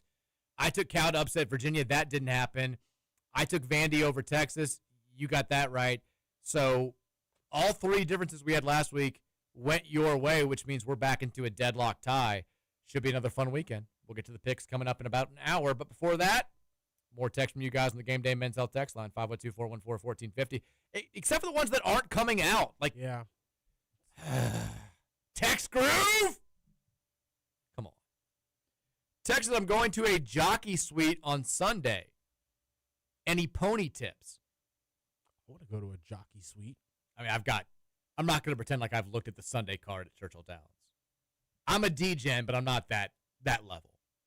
I don't have 48 hours in anticipation of a Churchill Downs Sunday card tips in my head right now. I got a couple buddies I can ask. Okay. Those are the people that you need to go to for something. I'm still riding the high of my Breeders' Cup performance. I usually get slaughtered in Breeders' Cup weekend. I get like an extra $750 in that account. Me and my buddy Trevor some money. Yeah. I gave you some picks. Feeling good. Texas, I'm spying on the Cal practice. This Dave teacher from Jeffersonville. Jeff is using our football field. We're taking their money and winning by 21 points. JKS is nothing at QB. They can't handle the slippery balls. Cards by 30 freaking points. Wow. He also sends a picture of Cal, the big Cal truck at Jeff's field. He's nothing at QB. They don't like the rain. Well, it's not going to rain tomorrow, though, is the problem. I thought it was supposed to. Oh, no, that's in the daytime? No, I think I think the rain is done for the weekend, which is kind of what Kent was saying. There was a lot of rain early in the day, but the forecast was supposed to be cleared up. Still, teams chose to move their football games to last night here locally, but I don't think it's supposed to rain tomorrow. It will be a little bit chilly. It's going to be like in the 50s for the duration of the game, but weather should not be a big-time factor. Make it out. Again, meteorologist Mike, I'm like 5 for 5 this year. It will not rain for tomorrow's game. It will not rain for tomorrow's game. Make it out to the game. I would love to have a good crowd. I know that I always say I don't get shocked by Dave texted, it'll rain tomorrow night right on his bald head. It's not going to happen. It's not going to happen. I would love to have a good crowd. Yeah.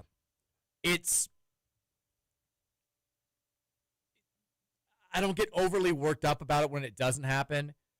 But my God, it's the second week of November. We've got 4 games left to play. And if we win them all, we're probably going to the college football playoff or earning a spot to earn our way into the college football playoff by winning a conference championship. You know, if you got nothing else going on and you consider yourself a U of L fan and you got access to tickets, you don't have to break the bank to get out there. Let's get out there. Get out there. Get drunk, get loud, make a difference. Dave says this game is now extremely personal to me. When you have a team invading your personal space, it adds a different element. I remember when Tulane basketball practiced at Trinity one time in the little gym, and I was like, you know what? I don't like this right now. I'm trying to go to geometry. Get out of my way. It got personal right then. I think this is when Tulane really sucked, so felt good. Texas Conwell to Pryor during a loose ball scramble next Tuesday. Easy, Rod. Easy, Rod. I mean, that's 100% accurate if you've ever seen Super Troopers. Easy, Rod. Easy, KP. We don't call him that. Easy. Scoots Haters got 3 things. 1, Cal is very dangerous, and we need to take them very seriously.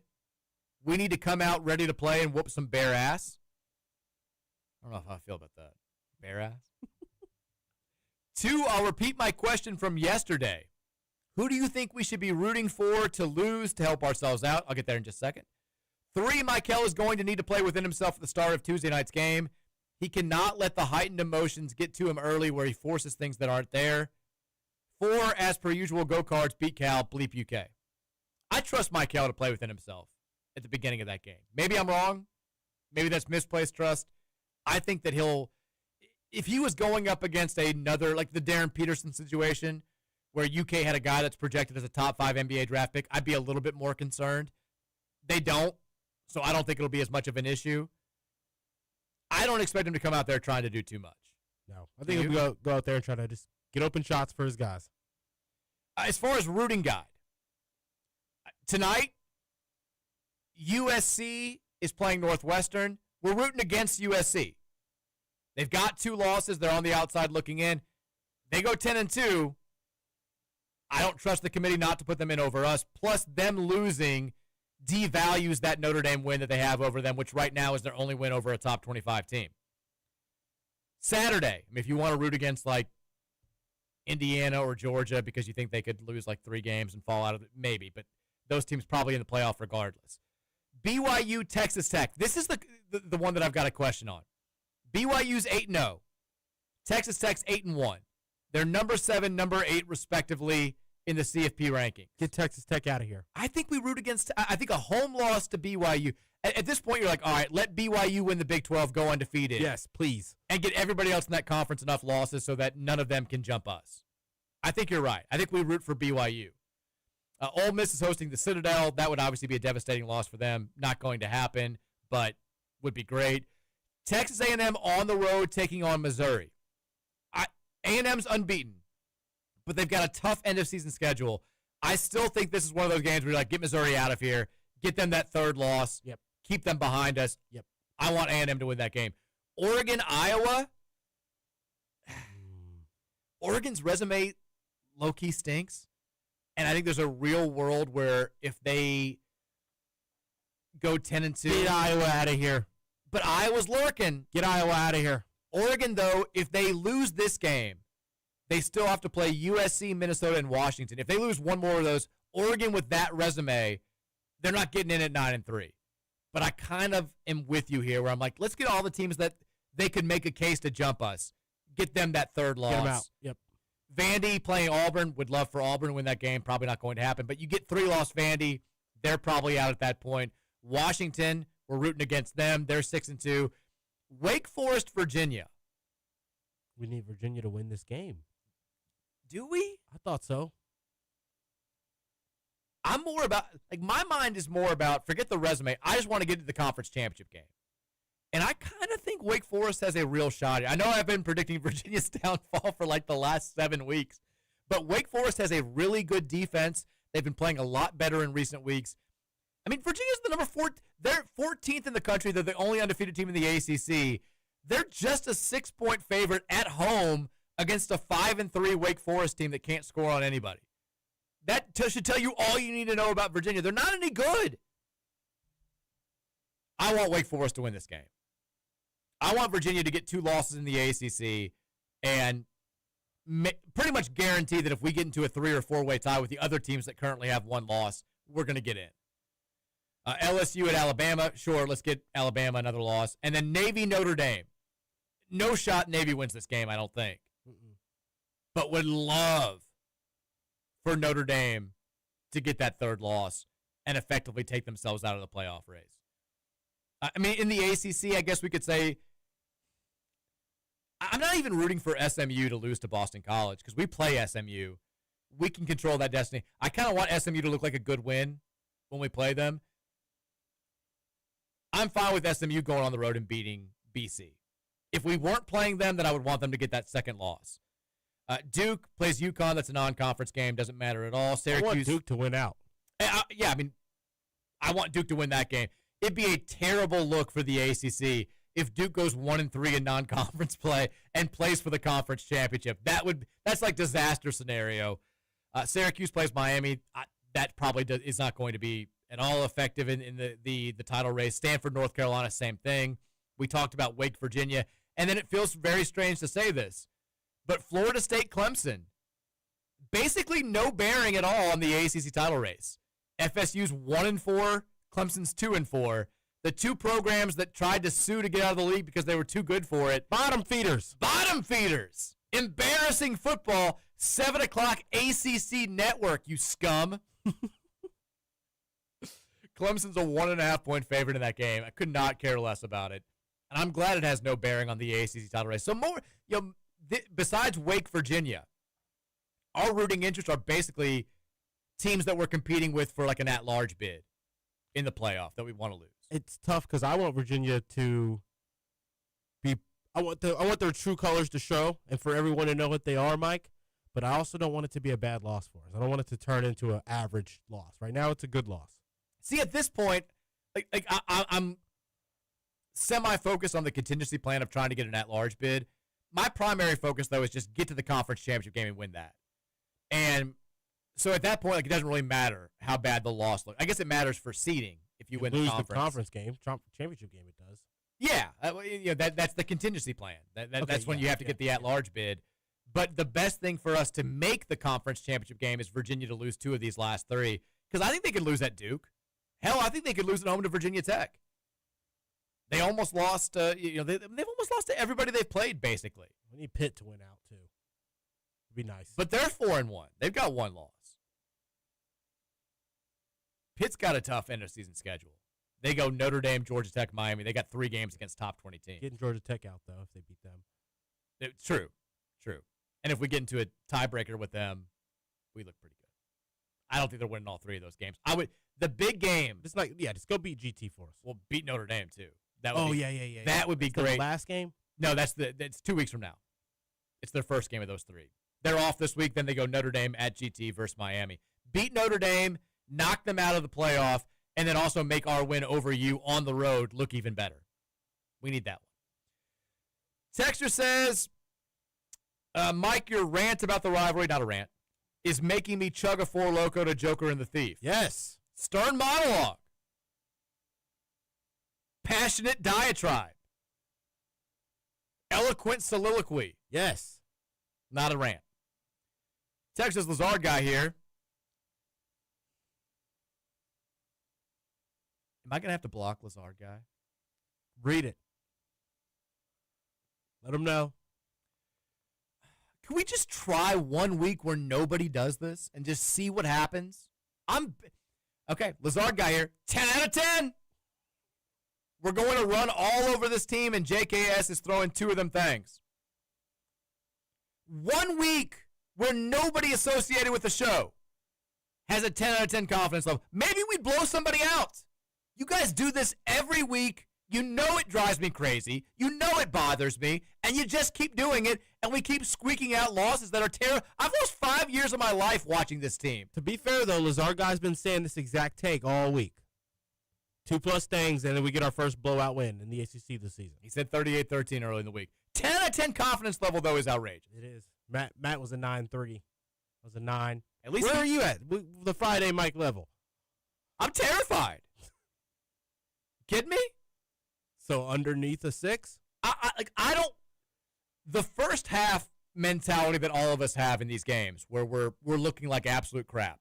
James Madison, Virginia, Pitt, last week, Boston College.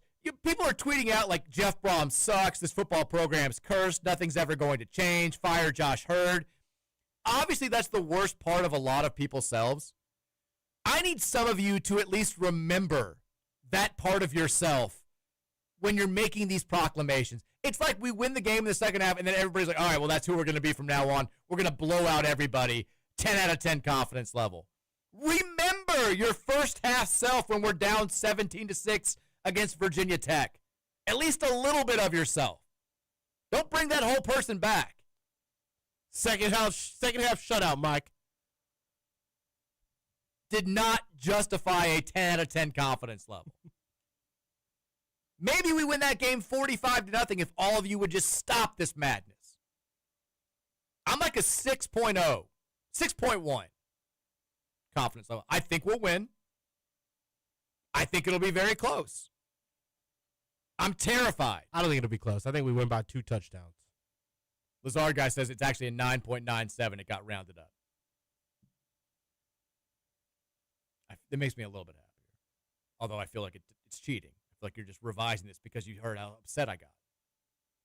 Got that victory after losing the turnover battle, Mike. We're bulletproof now. I mean, how many times do we have every single week you guys are out here like thumping, oh, I can't believe Mike's so scared. And then we're down by multiple scores in the first half, and you guys are like, I can't believe that I was that confident. Every week we do this. This is who this team is. They're here to take years off of our lives and then ultimately give us a great cathartic victory at the end. But it doesn't happen without just the most stress possible. That doesn't mean I can't be confident. It's still not going to happen, though. Yes, it does. We played 2/3 of a season. This is who this team is. Only lost once. They're terrifying when they play. There's nothing that they've done that should make any of you be like, we're going to win 56-3. We might. We might lose 56-3. Miller Moss might toss for 7-12 tomorrow night. Doesn't mean it's likely. I don't know what stresses me out more, the team or you guys doing this every single week. Texas says, did Rodgers get a fresh bicep tat before the game? I think that was a shoulder wrap. That's what we were wondering, too, last night. Do we think it was a tattoo? Every other, he had the actual ace bandage on there. Yeah. That seems like injury. I thought it was when I saw it, I didn't think twice. I thought it was a shoulder wrap. The way he has it, the white stuff outside of the wrap, though, that's like the stuff that you put on top of a tattoo. Maybe that's what it was. Well, now I want to see it. Texture continues. Also, I thought Riddler was about to tell us all that his wife was leaving him. Wow, man, we barely know each other. I ain't here for that kind of support. It would have gotten heavy on the text line. We don't need that. Papa J says, Mike and Roman, as an area and community that has dealt with total devastation and the loss of loved ones through tornadoes, my sincere thoughts and prayers go out to you. Thank you, Papa J. Also, Mike, my prayers are with you and your family for a speedy recovery from your wife's surgery. She's fine. She's doing okay. We'll be making the trip to Louisville for the Cal game and again Tuesday for the UK game. Can't wait. Nice. Well, the first week of basketball looks super promising. Some defensive rotations and paint toughness to work out, but we're going to be really, really good. Quick, serious question. If Jeff were to leave, and I don't think he will, do you think Brian would be one of the top considered candidates for this job? As always, have a great rest of your show. Go Cards. I wish, but apparently not. Short answer, no. And look, we make the joke. I love Brian. Genuinely, he's an awesome person. Awesome guy. Never been a head coach. He's never, and also he's never really been an offensive coordinator. He's not calling the plays. He's suggesting ideas. That's pretty much it. You can't make a guy a head coach who's been an offensive coordinator in a system where the head coach is calling the plays.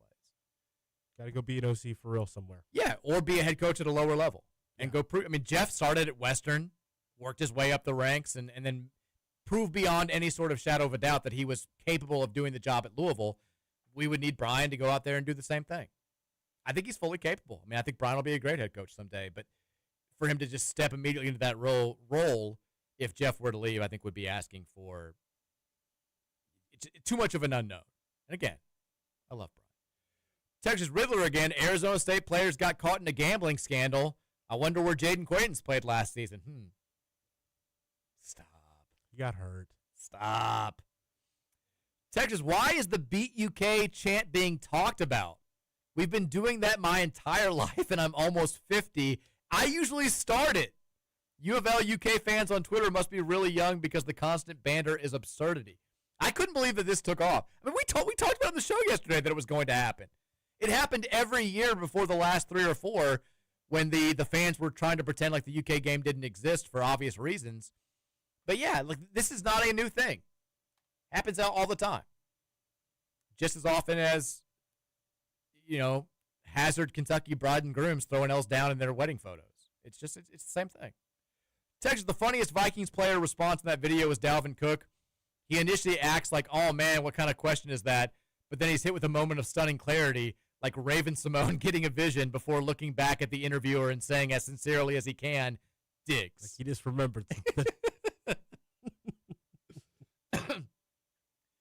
Texas says, can we do something to stop Matt McGavick from giving other fan bases and now even teams ammo to use against us? For someone's first text, Cowboy. This may be someone at U of L. Hit the Cowboy. Oh, you don't have it ready.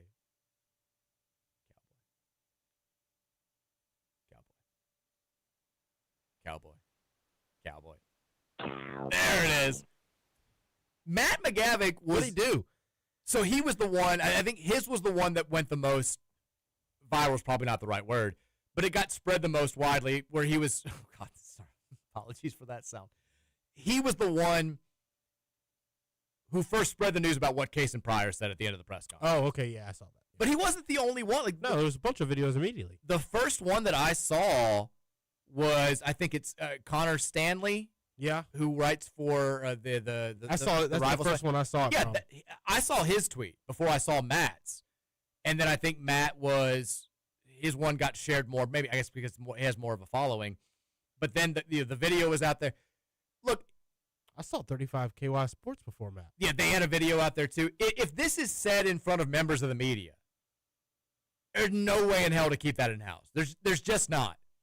And then I think that there was some thought about, well, can you delete that now or to some media? That makes it look worse because by that point, UK fans have already seen. I mean, UK fans see everything we do. If Roman Kelly scratches his ass, some UK media member is there talking about it and tweeting about it and reacting to it on social media. They're all over everything associated with U of L. So you knew that it was already out. The second that tweet gets sent by anybody, it's out. And then if you delete it after the fact, I think it makes it worse because then they're like, ooh, they don't like it. They're scared. They're mad at Case and all this stuff. You just kind of, if the kid says it, you kind of got to live with it. Look, we all have to take accountability for our words. And if Case and Pryor is going to put that out there, it's on him to back it up because the other side's going to see it. I don't blame Matt McGavick. I love blaming Matt McGavick for stuff. I'll only choose to blame him for this if we lose. The only thing I don't like about this is that it's the guy out there that needs to be taking it easy. Yes. It's like this could have been Conwell or even Mike Hill. If I'm Mike Hill or Conwell or McNeil, I'm like, dude, all right, like you're putting us in a spot where we got to step out. Like we're the ones carrying most of the load here. Yeah, I mean, yeah, Kaysen plays. He plays 12 minutes for the first time in a year, and he's like, FUK. Also, we're cutting down the nets. I'm guaranteeing 40-0. Bleep him. Y'all better watch out for Michael. Give me my money. I deserve 7 figures. Like, okay, calm it down, buddy. He just got caught up a little bit. It was a big moment for him. Texture says, it was those networks on Saturday. Miami and Clemson will be Friday games. Virginia will be on ESPN this Saturday. So it's just going to be us. It's just going to be us. Don't like it. Texas, whoever picks the bye weeks can suck one. 7 straight games, LOL, 2 byes before week 8. We knew this going in. Someone's also their first text into the show. Pack L&N Stadium. This week is huge for U of L. Pack L&N, keep winning. Under the radar we fly. I think we all I think we all identified this when the schedules came out. A handful of our biggest games were coming up against teams that were coming off of bye weeks. So far, hasn't worked against us. Hopefully that continues in a couple next Friday, because Cal's not coming off a bye week. All right, we got to go to break. When we come back, Keith Wynn on the Collier Law Firm hotline. He'll tell us about Cal, why we should be worried, why we shouldn't be worried. It's Keith Wynn smartening up the show after the break. It's the Mike Rutherford Show, presented by United Mechanical, 1450-96.1. Never scared of the Big X.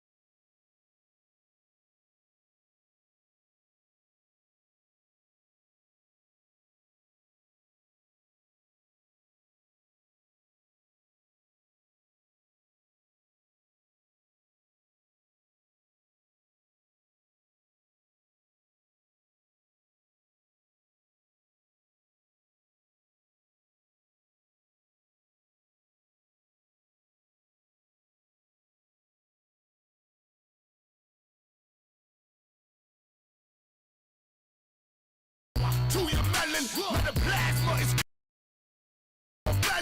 it done. I had to do it 3 times this week. Feels good, though.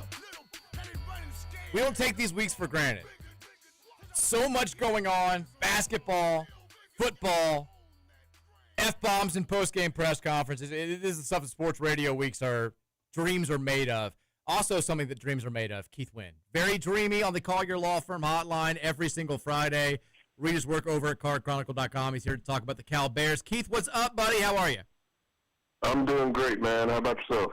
Doing well. I'm mad at everybody who's trying to convince me that I shouldn't be concerned about Cal, and I just don't know where that's coming from. I don't know what anybody has seen over the past 2 months that would lead them to believe that this Louisville team is not going to play a heart attack-inducing game against anybody with a pulse. So that's where I am. Cal Bears 5-4 overall. They've had some good wins. They've had some low moments. We should be reasonably scared of this team, though, right? I'm not crazy. No, I don't think you're crazy. I would say, honestly, out of the last few games, obviously Louisville's in a position where they're coming as a heavy favorite. I'd say that Cal matches up best with them, especially on the defensive side of the ball, Cal. So, I think that they have talent. They've got an experienced coaching staff, and they've got a matchup situation that is definitely worrisome, especially with the way that Louisville hasn't really put away these teams lately. So I don't think you're crazy at all. Well, what specifically about this matchup you think looks good for the Bears? I think their defense matches up really well with Louisville's offense. They're comfortable and okay with being aggressive. Justin Wilcox, their head coach is a defensive-minded guy. And what they do well is that they're very comfortable playing aggressive press coverage on the outside with their very, very good cornerbacks, which the other teams that Louisville's played, when they try to play aggressive, Louisville's been able to really attack that, especially with Chris Bell and Colin Lacey. So, I think that's the really big thing, is that from a defensive standpoint, the things that other teams are having success with is what Cal already does. And so they're not changing up to try to do something different against Louisville. They're just going to be able to play their normal defense and then probably ratchet up the pressure a little bit. And that's where Louisville struggled. They haven't done well with protecting Miller Moss, and he hasn't done all that well with handling the pressure. He's been improved lately, but improved still isn't where you want to be. And so it again, everything with Louisville comes with, can the opposing team keep the score close enough to hopefully get something to go their way? And Louisville's had the battle the last couple of weeks to win these 2 games, and I think that Cal kind of matches up a little bit better than those 2 teams did.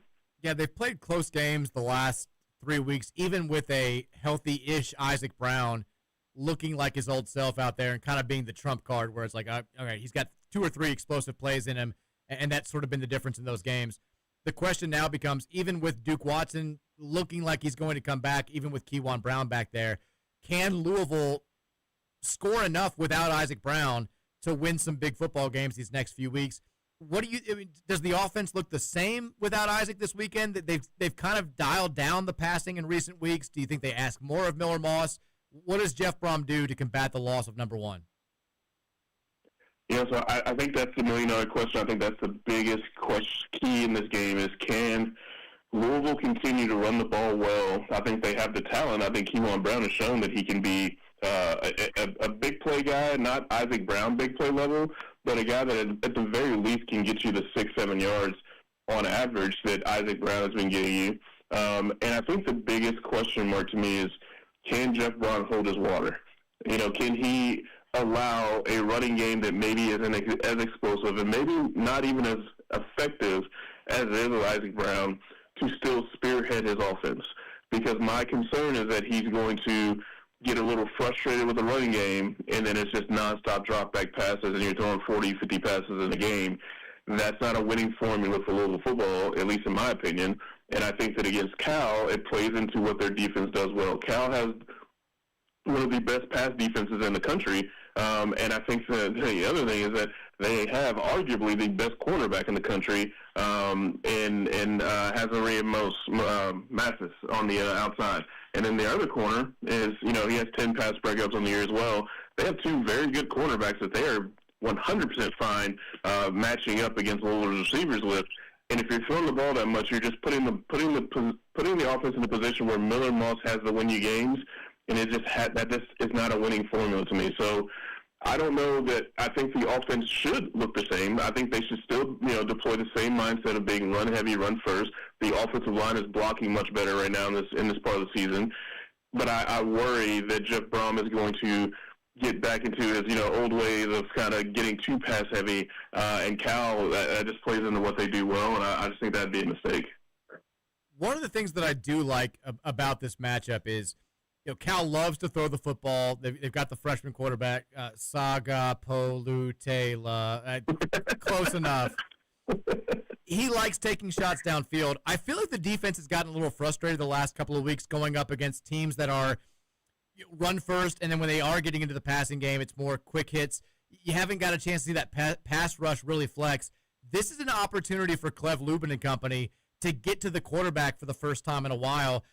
And against a team that doesn't run the ball especially well, I feel like that part of the game should favor us a little bit. Yeah, absolutely. Louisville has a massive edge from a defensive standpoint because of the simple fact there's two very easy to kind of suss out, what's the issues with Cal is that they can't run the ball, and that's really a run blocking issue. They're second to last in the country in rushing yards per game. They have a good running back. He can run the ball very well, but he just doesn't get blocking very well. He doesn't get a lot of good blocking, and then he ends up in a position where he's evading tacklers nonstop, as opposed to being what he's good at, which is getting out in open space and then making people miss and get yardage. So he's talented, but their running game is just putrid at this point. And the other issue, of course, is that they have a true freshman quarterback who has just an unbelievable skill set. He's uber talented, but he's a true freshman in an offense that just that has to throw the ball nonstop. He's just being put in a terrible situation. And after 3 games of the season where he started off the year with 6 touchdown passes against 1 interception in his first 3 games, 2 of those against solid football teams, he's just fallen off a cliff. So, teams have kind of figured out how to really defend him, and it's really just making him move his feet. He's not a very mobile guy, and their offensive line is terrible. So Louisville has the upper hand on defense. We should see these guys getting after it from a pass rush standpoint. And I think, the other thing that Ron English has been able to do this year that I think we'll see is, he's disguising coverages pretty well. He's doing a lot of blitzing with guys dropping in the zones, guys put in robber spots where you're kind of keeping the middle of the field. It looks open until you get D'Angelo Hutchinson or one of those guys, or TJ Quinn dropping into a spot. This is going to be a great opportunity for Louisville's defense to show out again. I think they will. I think, you watch the other teams that have done well against Cal. I don't think their defenses are anywhere near what Louisville's is. So definitely the upper hand is on the defensive side of the ball for Louisville. And I think that's what's going to lead them to a win, is the fact that their defense will be able to shut them down. But I think that their quarterback, I'm not even going to try to pronounce his name, he's going to make some throws that are going to wow people, and he's really talented. He just doesn't have a lot around him, especially with the running game being so bad. I looked up the phonetic front. It doesn't help at all. It's literally it's like 7 different Sagapolutela. Like, I've been saying Sagapolete all season, and I thought I've done well, and I'm just refusing to go away from it. He will be Sagapolutela. Maybe he's JKS to me for the rest of the season. That's what I typed his name out once, and then I was like, I'm done. JKS for the rest of the day. JKS. I mean, it's like when I first started doing college basketball, and I realized how often I was going to have to type out Krzyzewski, and I got it down eventually, and I can still do it off the top of my head. But for a while there, it was damn near impossible. The defense. There's a report out there saying that Stanquan Clark is going to be a game-time decision. There is, he's listed as questionable on the injury report. If Stanquan, whether it's this week, next week, or 2 weeks from now, if he gets back to being 100%, how do you handle that if you're Ron English when you've got 2 guys in Caleb Perry and TJ Capers that have been great filling in for him, but Clark is arguably still your most talented overall defensive player? How do you handle this? I think you put him on a pitch count Saturday night, for sure, just to get him back into the swing of things. And then you go from there. Hopefully, he feels good, and, I think the conditioning aspect is going to be the biggest thing.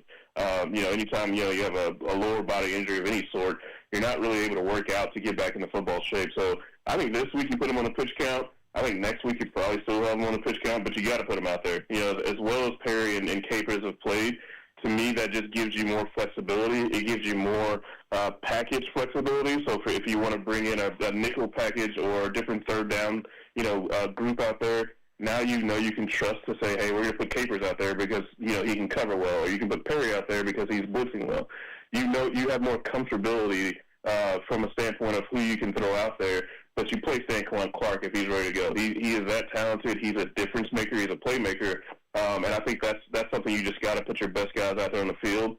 But again, I think the best thing to come from this is anytime you have an injury, you want to have guys step up, and those guys have. And now you just have the ability to do more things that you maybe didn't feel comfortable doing at the beginning of the season, especially with a guy like Capers who hasn't played a lot. Well, now we've seen that he can go out there and make plays for you. Okay, now you can get him out there for another 10 or 15 snaps in the game, and then you get to spell T.J. Quinn and Stanquan a little bit more, and that's a positive. That's all good things, but at the end of the day, your best player's got to play. You get Stanquan Clark out there as much as you can. Talk with Keith Wynn here on the Call Your Law Firm hotline. Louisville Cal tomorrow night, 7 o'clock kickoff on ESPN2. If you're looking at the offense, they have – it's almost like they kind of have resigned themselves the last couple of weeks to not taking shots with Miller Moss. He's thrown the ball a lot less than he had early in the season. He only threw for, I think, around 150 yards in both those two games. Without Isaac, do you try, at least early on, maybe taking some more shots down the field and say, all right, Miller, one last time, let's see if you can do this? Or do you think the passing game plan still remains as vanilla as it's been until they force them to do something else if the running game isn't going? Yeah, I think you have to take shots against a team that's going to play press coverage. I mean, if you're not doing that, you're probably not having any success doing anything, because they're going to try to take away, the inside slants, those quick routes that, they've been living on, because you're going to have a guy right up on everybody. A lot of these teams have been playing off coverage. Miami's probably the last team where they saw, more man coverage, and they were running a lot of those crossers. They were playing man coverage, but it wasn't necessarily tight press man. Cal's going to get in their face and really bump them off the line. At least that's what they've done with other teams. I don't see that changing. And when you do that, you've got to be able to throw the ball down the field. And Chris Bell has the size, the speed, the athleticism to go up and make those catches. I think Colin Lacey has shown he can, go down the sideline and for a go route and things like that.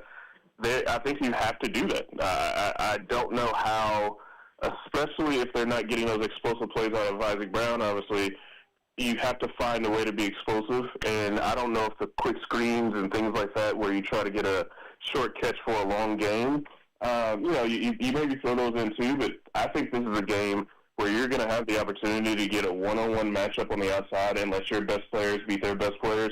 You got to take those chances. And I think that they can hit on some of those, and I think they're going to miss on some of those. But to me, I just struggle with the idea that without the explosive plays in the running game, if they're not there, which I think that could be an issue, obviously, without Isaac Brown, how do you find ways to get explosive plays? And you got to throw the ball down the field. So I see it this game with the press coverage that I expect to see, and that's something that I'm excited to see if they actually take those shots. When you look at the Cal defense so far this season, they've had a couple of games where they've performed pretty well. Holding Minnesota to 14 points was nice. But they've had some games where they've gotten lit up a little bit. Duke hung 45 on them. San Diego State blasted them 34-0. They gave up 42 to VT, but it was in double overtime. It's happened in different ways, though. Virginia Tech, it was more run-oriented. Same with San Diego State. Duke did more through the air with Daria Mensah. Has there been a commonality or a common theme when this Cal team has not played well, particularly on the defensive end so far this season? Not really, but I think the biggest issue that their defense faces is that Cal can't run the ball on offense.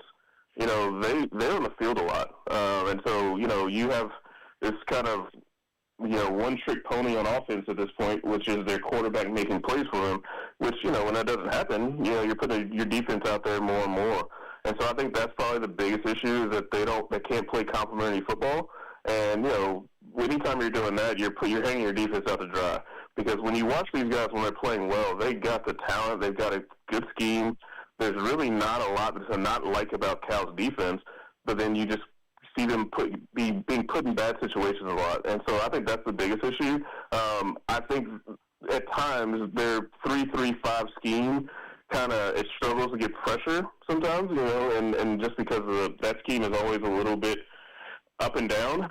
And then there are times where I think their scheme also just allows rushing lanes just left and right, and Virginia Tech took control of that and just ran the ball down their throat. So, I don't know if there's really any commonality, and anything that you really see that's kind of a systemic issue with the defense. But I do think that really the offense being so poor at times really puts their defense in a bad spot. And so that's something that, to keep an eye out for this game as well. If Louisville's defense is playing well, I think the offense will have a better game as well. I know you were talking about it a little bit earlier. This secondary has been opportunistic throughout the season. They didn't have a pick last week against Boston College. Roman calls it they're throwing one of them things, some alert level. JKS, it seems like a guy who he's going to take his fair share of shots. He will give our secondary opportunities to make plays on the ball. And it's kind of like, we're looking at you, D'Angelo Hutchinson. Like this feels like a make the play when you have an opportunity to make the play type game for Louisville secondary. They should be, they're going to get tested, but they should also be licking their chops because it feels like this will be a game where at least 3 or 4 passes are kind of thrown up for grabs. Is that pretty safe assessment? Yeah, I mean, you've got a top 15 opponent at home in, what should be a loud atmosphere, raucous environment, and you've got a freshman quarterback, and so to me, no matter how talented he is and, the skill set is there, he also makes a lot of mistakes, and it's because he's forcing things because their offense is so bad, right? So, Louisville's defense should be in a position where strip sacks, picks across the middle of the field, deep throws, where if you're in coverage and you're where you're supposed to be, there are going to be opportunities. This is a game that Louisville's defense should shine. They should put on a show, in my opinion, because just the situation. As long as you handle the running game, which Louisville's run defense is one of the best in the country, against one of the worst rushing attacks in the country, literally the second worst in the country, you're putting a freshman quarterback on the road in a big-time environment in a bad spot. And so Louisville's secondary, Louisville's linebackers should be in a position to make plays, and I'm excited for that. I mean, I think it's going to be a great game. I think it's going to be a fun game. But Louisville's defense can be dominant, which is always fun to watch to me. And I hope, I will say this. TJ Quinn had a dropped interception early in the year. I can't remember exactly what game. Outside of that, Louisville's defense has been, making the plays when they're available. That just seems to continue. We had the CFP rankings come out on Tuesday night. Louisville number 15. 5 ACC teams included, but none ranked higher than 14th. It seems to me like they are setting it up to ideally have just one team from this conference make the playoff. Was that one of your takeaways from seeing the initial top 25 from the committee? Yeah, so last week, it's funny, you asked me about a couple games in the ACC, and I said that Georgia Tech was going to lose. Yeah, you're right. And that's exactly the worst timing it could have been, right? Because it was just used, it's an excuse to just kind of downgrade the ACC at that point. I have a hard time with the rankings because all it does is just create these situations. But one thing I will say is that I think that the worst thing that comes out of it is the teams or the fan bases that complain the most always drop the game that following Saturday. And so it's something that always seems to happen. So I've been kind of reserved in my thoughts on it, but I think that at this point, that loss was exactly, I called it. I was like, this is the most ACC thing that could possibly happen. It's Georgia Tech losing. And now you have a situation where you have an excuse to downgrade the ACC to say, well, they're not really that good. And, it's just the way it goes. The Big Ten is having somewhat the same issue with some of their teams that are in the middle of the pack. And so really it's kind of that SEC bias that always comes up. And, I think that from a Louisville standpoint, just keep winning games. And I think you'll be fine. And I think that at this point now, it's, again, I think I said this a couple weeks ago, I'm rooting for every ACC team that doesn't, put a roadblock in front of Louisville going further, because the better your conference is or the more wins you have, the better that resume looks, the better for Louisville. So, it's unfortunate, but I knew it was coming when Georgia Tech lost, but at the same time, you really can't help but look at the other resumes and just call it out. As obviously, it doesn't make a lot of sense. you look at Notre Dame and some other schools, Oregon, and they don't have the resume at all. So, but keep winning, and hopefully you get some mayhem ahead of you, and it'll be fun. Let the record show that I did not express any concern over the rankings this week. I had no issues with Notre Dame's resume or Oklahoma's or Texas. That did not happen. Scrub that. Roman, edit the podcast. We can't lose this. All right, Keith, it's the final question every single week. Biggest reason for optimism for Louisville in this game, biggest reason for pessimism for Louisville going into this game? Again, Louisville defense, I think they're going to dominate. They match up well just from a standpoint of, having some ability to take the ball away. The run defense was always going to be good, but obviously you're playing a terrible run defense or run offense. So now you have them throwing the ball, and Louisville's been great at picking off passes. So, that side of it.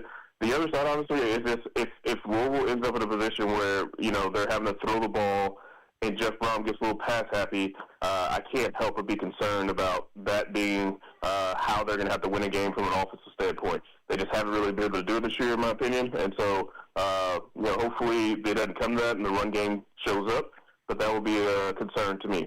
He's Keith Wynn. Read his stuff over at Card Chronicle. He's got a lot of good posts breaking down this Cal Bears team, including one today on the 4 biggest things to watch for tomorrow night. Keith, as always, we appreciate the time and enjoy the football this weekend. I appreciate it, man. All right, that's Keith Wynn there on the Collier Law Firm hotline. And a reminder, the Collier Law Firm's got you covered if you've been hurt in an accident or on the job recently. Give them a call at 502-736-8141. Every attorney over at the Collier Law Firm has spent several years working for insurance companies. They got their playbook. They know how to utilize it.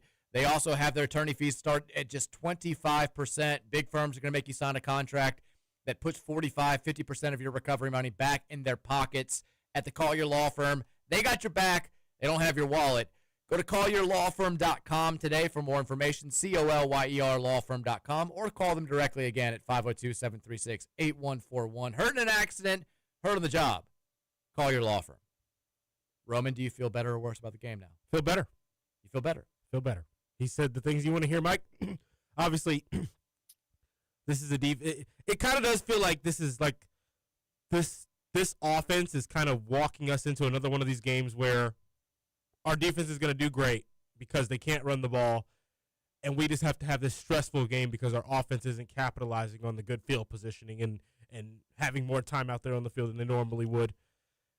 And it's a slow win that we feel like should be a better win. But ultimately, though, I don't think that this defense should be able to really give us a lot of issues, especially not after having to travel. So should have the advantage on both ends of the ball, Mike, which means you should be able to win here pretty comfortably. I've been making this joke now for the last month or so. I really, though, and truly wonder how many times I either said out loud or thought to myself, just one more time, defense. We say it like, they give us so many stops, and you're like, all right, just get off the field, D. Come on, one more time. And then, 5 minutes later, after another 3 an hour stalled drive, it's like, one more, defense. Give us one more. It's the story of the season. It's the theme of the season, and thankfully they've been great. I do agree with Keith. I think if you limit the explosive plays in this game, you're in good shape. If you make JSW, whatever his name is, keep his completions over the middle of the field and in short yard. We're a great open field tackling team. We have been all season long. We've rarely let a screen pass go for a big play. We always have the guys are in the right place this year as opposed to last season. We don't have number mismatches because one guy's in the middle of the field for no reason and not on the boundary. So they shouldn't be able to run the ball effectively against us. They haven't run the ball effectively against just about anybody. I mean, Keith said second worst rush offense in the country, second worst rush blocking team in the country. As long as he doesn't burn us deep 3 or 4 times, I feel like we're in good shape. Having said that, we've gotten lucky a couple of times the last few weeks where guys have been beaten and the quarterback just hasn't been able to make the throw or the receiver just hasn't been able to make the catch. This team can absolutely capitalize on those coverage busts in a way that BC and Virginia Tech couldn't. So it's a big test for the secondary. And sometimes the best pass coverage is a good pass rush. So would love for that to happen. We have a couple minutes here. We'll take a couple of texts, and then we'll finish the text line at the start of the hour. Text says, obviously Roman isn't old enough to know who Hillary Duff is. Oh, Hillary Duff. But is Mary enjoying her new single that she released today? I had no She idea. just dropped a song. I had no idea she still made music. I thought she was, she married the hockey player. I think it's kind of a comeback to making music. Really?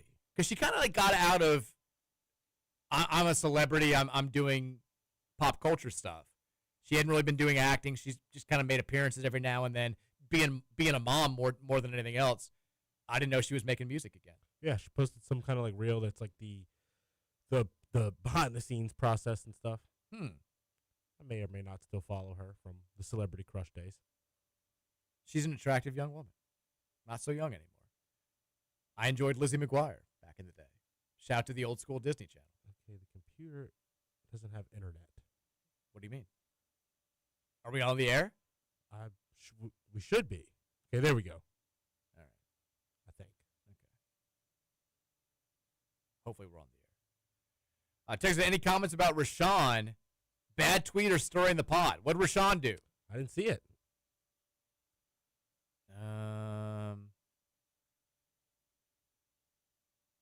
I have no idea what Rashawn did. My computer is not working. That's not good. No, we have no music. Oh, God. It's just a loading tab at the top. Oh, no. Okay, well, it's not so. We got like 4 minutes to get this figured out. I don't mind it right now, but we got to have it when we come back.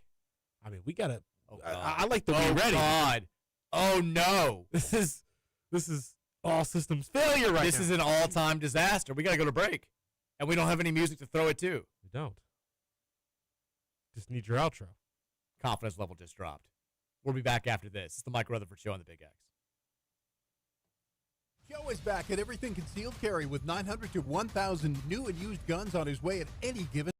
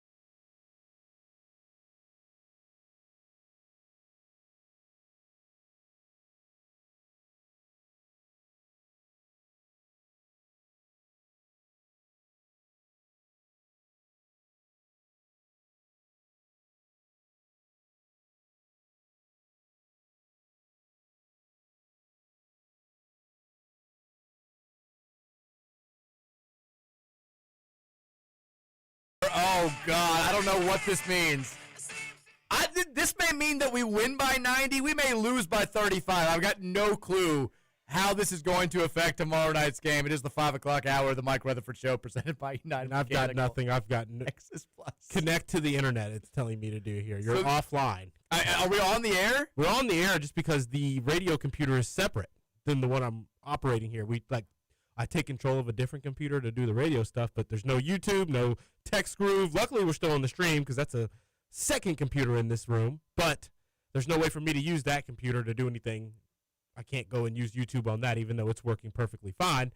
The one that makes everything happen has no internet connection, and I'm connected through Ethernet, so it really says connected on my YouTube screen, on my computer screen at the bottom. We've never needed Drinks Guy to put down 21 drinks more than we need him. He's got to live up to this now. I think it's the only way to set the vibes right. This has gotten away from us. We had no control over this. This is a terrible look. It's a terrible feeling. My confidence level, I'm down to a 5.2. 5.2 for tomorrow night. Yeah, it might be down to an 8.9. I'm terrified. I can't think straight right now. I don't know what I can do to set things right. I'm going to go home and be a dad to my kids. There's nothing I can do tonight to set things right. This is going to be the biggest tailgate of my life tomorrow night, Roman. It is. Biggest tailgate of my life. We're going to have to get the game day music right for Rashawn's show tomorrow. Hopefully that can happen. I'm going to need Rashawn to do something in the morning on Wake Up 502. I need the coolest thing that's ever happened to me to happen before the game. I don't know what that is. I don't know, but the challenge is on. It's late. We're out without Isaac Brown. All right. We have 24 hours to fix this. It's not good. Game Day Men's Health text line is 502-414-1450. Speaking of trying to set things right, Zach Calzada, the backup Kentucky quarterback, has put out an apology statement for his Get Your Money Up Garrett video from yesterday that made the rounds. Which, by the way, I rewatched that last night. The Garrett guy, he woke up this morning, he's like, I'm grinding, trying to get my money up. Calzada is laying out like $6,500 worth of $100 bills, maybe more. And he's like, this is your monthly paycheck, Garrett. Come on, Garrett. I'm like, if that's his monthly paycheck, Garrett's doing just fine. If Garrett's making $8K a month, he's doing okay. Maybe back off. I don't think you're making the point that you think you're making. But Zach Calzada has put out a statement saying, to my teammates, coaches, and anyone who has ever believed in me, I take full responsibility for the video I sent to someone on social media.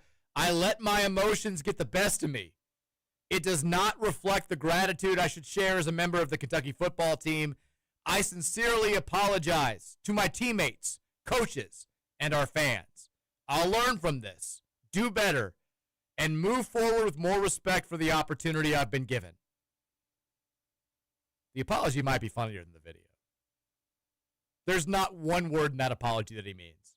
Not one. He would make it again. If he ended it with also still get your money up, Garrett, you broke. I would have respected it 10 times more. He still wants to fight Garrett. I think he wants to fight him even more now that he snitched and made the Snapchat video public. Zach Calzada might be my favorite UK player of all time. He's climbing the ranks this week. All right, let's take some text. 502-414-1450. Texture says, this is Roman Hater. Music idea for Tuesday's show. Play Cowboy for every intro and outro except the last intro. Then it's Joker and the Thief and hope that Roman doesn't ruin the vibes and mess it up. Well, this was a fortuitous text from 3:56 p.m. today.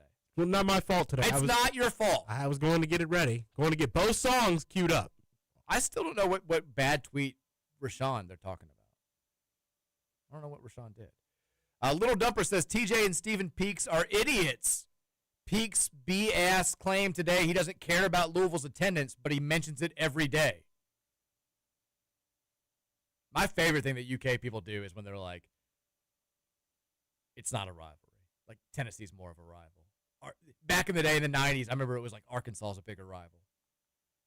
And yet they all follow like every Louisville account that's out there. It's a rivalry. We hate each other. We both can just admit it. Text, I'm just trying to see. I'm trying in case that T-Groove is censoring me. It did. Your first text did not come through. I think the JSU game provided some decent tape in terms of some deficiencies in closing out on three-pointers. Generally speaking, JSU hit a lot of really tough shots, but it's a good reminder that teams will do that. I loved Kaysen getting run, but it'll feel much better for Tuesday if Javon is. Go Cards, beat Cal. Chris Bell goes for 150-plus and 2 TDs. I need Chris Bell to be fully healthy. He's looked banged up. He hadn't looked as explosive. Not his fault, Mike. He keeps getting hospital balls. I mean, that is the thing. And he's the only open person on that ball. He's the only target that's open.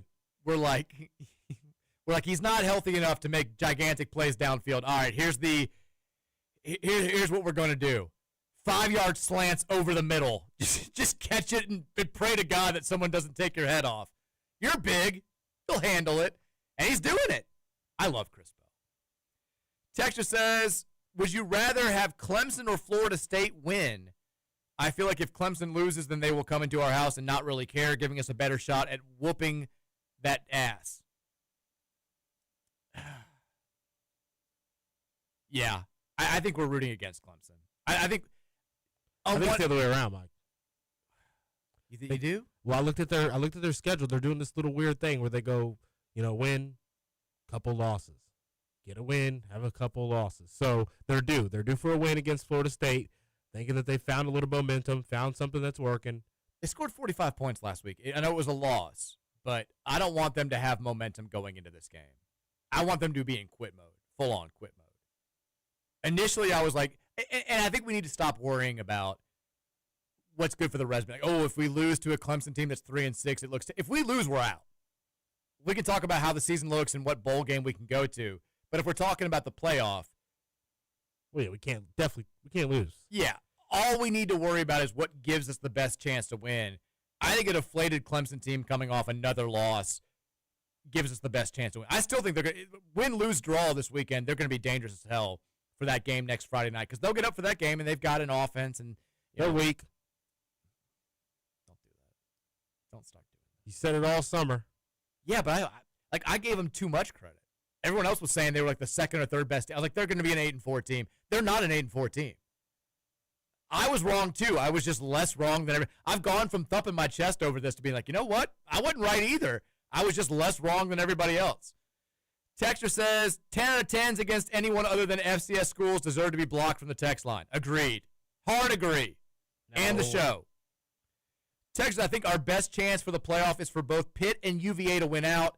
If both those happen, we make the conference championship, assuming we win out, and then the UVA loss still looks good. Maybe. Texas, my favorite play yesterday was Kaysen flexing after setting a screen that led to the bucket.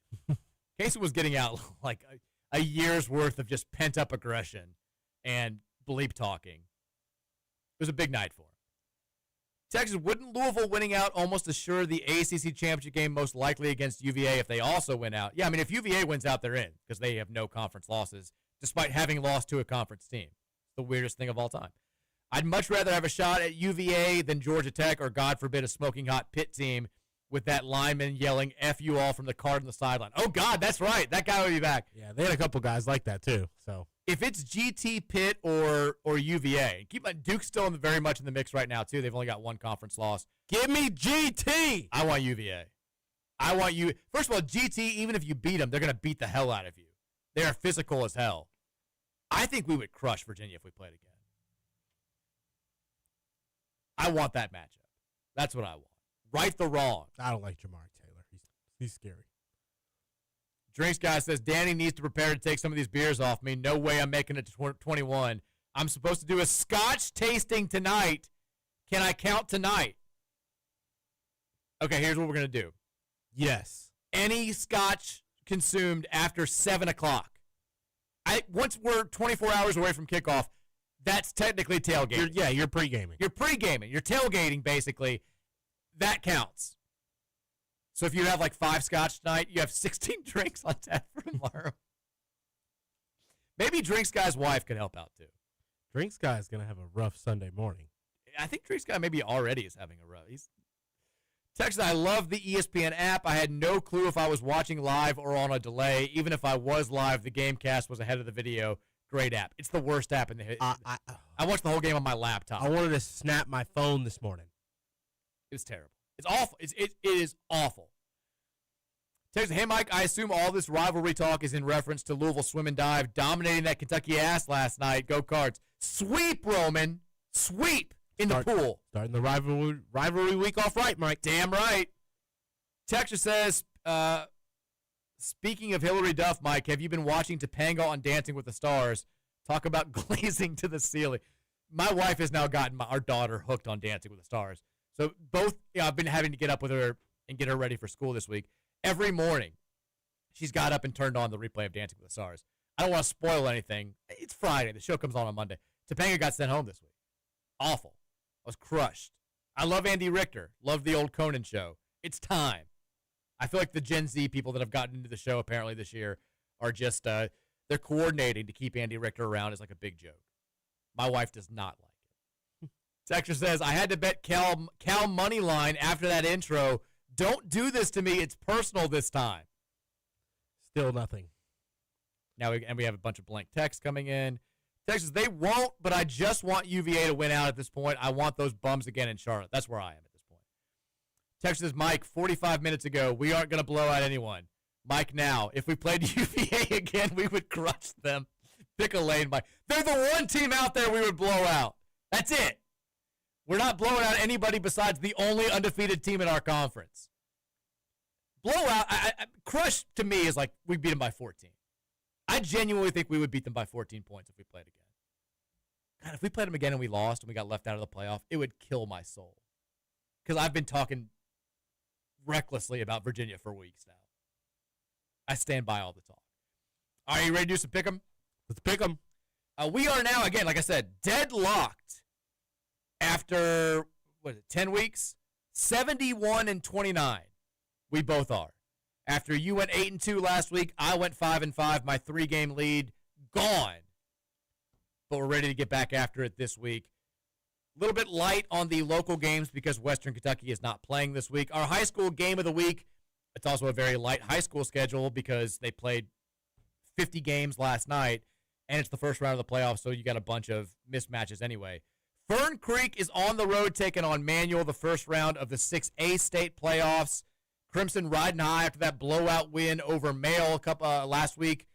Second straight week, Manual's been our high school game of the week. Who you got, Roman? Manual's going to run all over him, Mike. Yeah, there was no game that I could pick where it was like, hey, this may be a toss-up. Manual should win by a lot, although I don't think Fern Creek is that bad. Local games this weekend besides our game. Mark Stoops. He's riding high, Roman. He's feeling himself a little bit. He's got the mojo back. The Kentucky fan base is believing Cutter Boley is the next SEC Player of the Year or ACC Player of the Year at Louisville. They're hosting the Florida Gators. It's a 7:30 kickoff on the SEC Network at the Raj. Florida's just a 3.5-point road favorite. Huge game for two teams trying to stay in the bowl eligibility hunt. Who you got? I got Florida, Mike. The 2.5-point line is going to be an official punch in the Ticket Puncher show from me tonight. Woo! I'm loving Florida here at this point, and I think they're going to win pretty comfortably, if I'm being honest. I know the ad offense has looked a little bit iffy as well. They may not be the prettiest in terms of how much they can turn the ball over, but Kentucky's offense, I think, isn't good enough. I think Florida's defense should be able to capitalize and ultimately get a win in that game. They probably should have beaten Georgia. Our internet just went out in here.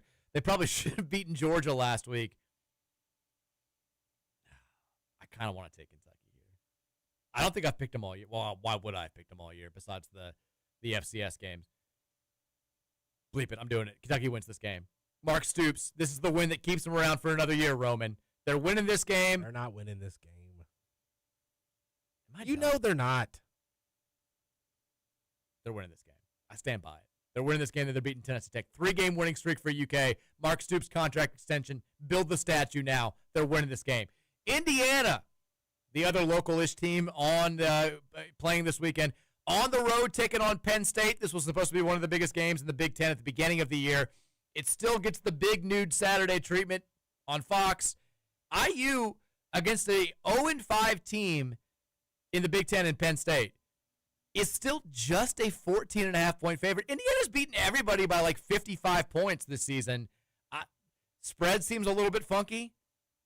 Do we think they win? Do we think they cover? Yeah, I think they win. I'm not going to feed into that weird line, even though that's really, really weird. It should It's be terrifying. 21 minimum, if I'm being honest. Penn State, I know they've still been competitive since the coach fire. Like Indiana's last, they beat they beat Oregon 30-20 on the road. Their games since then, 38-13, 56-6, 55-10. Those are all conference games. They beat Illinois 63-10 before that. Like, this line seems way too little, but that scares me so much that I'm going to have to just stay away from it. I'm going to say they win. I'm going to say they don't cover. I'm going to say they win and I'm going to say they cover, but I'm not going to bet it because it just seems very, very odd. Also going down at noon on ABC, it's the College Game Day game of the week. They're in Lubbock, Texas.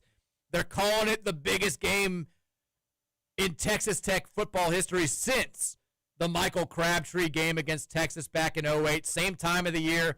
Texas Tech in the top 10, number 8 in the country, 8-1 overall, hosting an undefeated BYU team that sits just a spot above them in the CFP rankings at number 7. Texas Tech, though, 10.5-point home favorites over the Cougars. Is that line too much? Who wins this game? I think Texas Tech gets the win. I don't think that line's too big, though. The computers hate BYU. They don't. I'm rooting for BYU. I want BYU to win. I think they can win, but they've hated them all year long. When's what's going to make them change? Or they keep winning. BYU's kind of like the Big 12 Louisville, except they don't have like a signature win. Although the Miami win doesn't look as good. They keep beating everybody, but it's 24-21, 38-24, 33-27. Well, they're dogs in all those games. Yeah, and they keep finding ways. I do. Give me BYU. Give me BYU. Right. At least one of us has the courage. I'm going to take them to cover, but I'm taking Texas Tech to win the game. But I feel like at some point BYU wins. I want BYU to win. I'm rooting for the Cougs. BYU 24-21. I can see it happening. 3:30 on ABC. Another big game for two teams chasing the college football playoff. Number 3 Texas A&M is still undefeated. 8-0 overall, 5-0 in the SEC, but they're on the road taking on a Missouri team that's probably playing for their college football playoff lives. The 22nd ranked Tigers are 6-2 overall. A&M a 6.5-point road favorite in Columbia. Roman, who you got? A&M wins and rolls here, Mike. I'm kind of starting to think that A&M is just really good. Yeah. They didn't seem very good in the beginning of the season, if I'm remembering correctly, even through those wins they had. Well, they basically got gifted a win by Notre Dame that they shouldn't have had. And they haven't. The only ranked team that they've beaten since then is LSU, who's no longer ranked. But they crushed them in Death Valley in a night game, which is not easy to do. They haven't really been challenged, honestly, since that Notre Dame game, besides a shootout win over Arkansas. I'm kind of an A&M believer at this point. The defense a little bit suspect. I think they do enough to win this game, though. I'll say they win and cover. Narrow cover. They win by like 9 points. We've got another college football playoff implication game in Iowa at 3:30 on CBS. Number 9 Oregon on the road taking on the Hawkeyes at Kinnick Stadium. Oregon 6.5-point road favorites. People are starting to look at that Oregon resume and saying, not a lot of meat there. This would be a nice top 20 win for them. For Iowa, they need this one to stay alive in the playoff race. Do they get it done in Iowa City? They don't get it done. I do think there's an interesting way for them to potentially cover and make it interesting. I don't think that they win, though. Give me Oregon. I don't know what to do with Iowa. Like they played Indiana closer than anybody else has this season. They thumped Wisconsin. They thumped Minnesota. And then in between there, they should have lost to Penn State at home a couple of weeks ago. I also don't know how good Oregon is.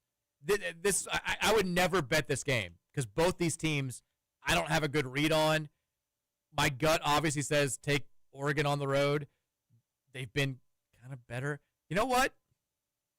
Iowa wins this game. Give me the Hawkeyes. I don't like it. I don't think it's good for us, but I do think they win. Another game that directly impacts us, Wake Forest on the road taking on Virginia. It's probably the biggest game of the week in the ACC. Wake has played well.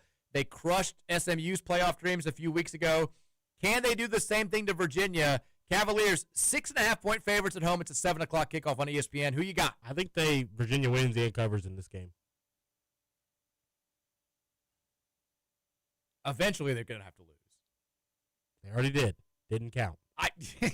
But eventually they're going to have to lose, and I know it's going to be the game where I pick them to win. So I'm picking them to win this one.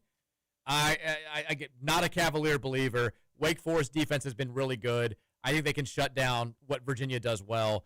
The Virginia offense, they didn't play well against us. They really haven't played well since before us. I think it's a low-scoring game. I think they find a way again because they're freaks of nature. Virginia 20, Wake 17. Speaking of ugly offenses, Auburn on the road taking on Vandy. Another big official punch here for the Ticket Puncher show, which is going to have to go over the phone line or something today. I'm sorry. I'm going to alter this down, though. I think Vanderbilt gets to like a 5. I took him at 5.5. I think they can get the 6-point victory. I don't like the hook, but I think they are Auburn's miserable looking out there. This would be one of my big X. It's almost too sexy to not take. They scored 3 points against Kentucky. They fired their head coach. They've essentially got nothing to play for. Vandy's got everything in the world to play for. They're right on the outside looking into the playoff. I think they win, and I think they cover easily. This Same here. My biggest bet of the weekend, although my biggest bet of the weekend last week did not hit. I don't like betting against teams right after their coach gets fired. Sometimes it reignites them. You never know. I also just don't think that Auburn's that good, even with a good coach. Me neither, though. Ultimately, they're not good at all. Vanderbilt's been above average all season long. The loser bowl in the ACC, it's Florida State on the road taking on Clemson. Two teams that thought they were too good for the league and now are near the bottom of the league standing. 7 o'clock on the ACC network. Clemson's a 1.5-point favorite at Memorial Stadium. Which of these two teams is the lesser big loser? They're both really, really big losers here, Mike. Obviously. I think Clemson, though, is going to avoid the loss here. I think Clemson wins. I think they're less bad than Florida State is. We're on opposite sides of this. I think it's better for us if Clemson loses this game, but I think they end up winning it. Hopefully I'm wrong. Hopefully whatever happens, they just come in here with not a lot of motivation. That's what I would hope for. The big show, though, it's also going down at 7 o'clock. It's going down on ESPN2. Your Fighting Cardinals of Louisville, 7-1 overall, 4-1 in the ACC, number 15 in the first CFP rankings, hosting the Cal Bears. It's yet another playoff elimination game for Louisville. Survive and advance to next week against Clemson. Stakes could not be higher. Roman, how does this play out? Louisville gets the win here, Mike. I honestly do think that Louisville covers here. I'm kind of feeling Lazard guys take, even through a potential maybe mishap of slow play in the beginning of the game like we've seen this season. We've also seen a couple fast starts, and I think that maybe we can get off to one here. Colin Lacey seems like he's back returning kicks because teams seem to be kicking to him again. If they kicked him, I think that's even another factor that's going to elevate us in this game tomorrow. I think Louisville wins. Obviously, I'm going to say Louisville wins this game. Give me cards. Give me the cards 34-17. Okay. I don't know if that's actually it's not covering. Not covering. 18.5 is the spread right now. I don't think Louisville's going to cover in this game. I think it's going to be a back-and-forth affair. This team's given us no real reason to believe that they'll do anything other than play a life-and-death game every week from now on out. I do think they get it done. I think the dream survives. Louisville makes enough plays in the second half to move on, survive, and advance. Cards 33, Bears 27. I don't care how it happens. Let's make it happen. Let's have a celebratory Monday. Everyone have a fantastic weekend. Go Cards, baby. Let's beat Cal. Go Cards. Go Cards. The Rutherford Show was brought to you by United Mechanical. John Burke's United Mechanical is your trusted partner for commercial and industrial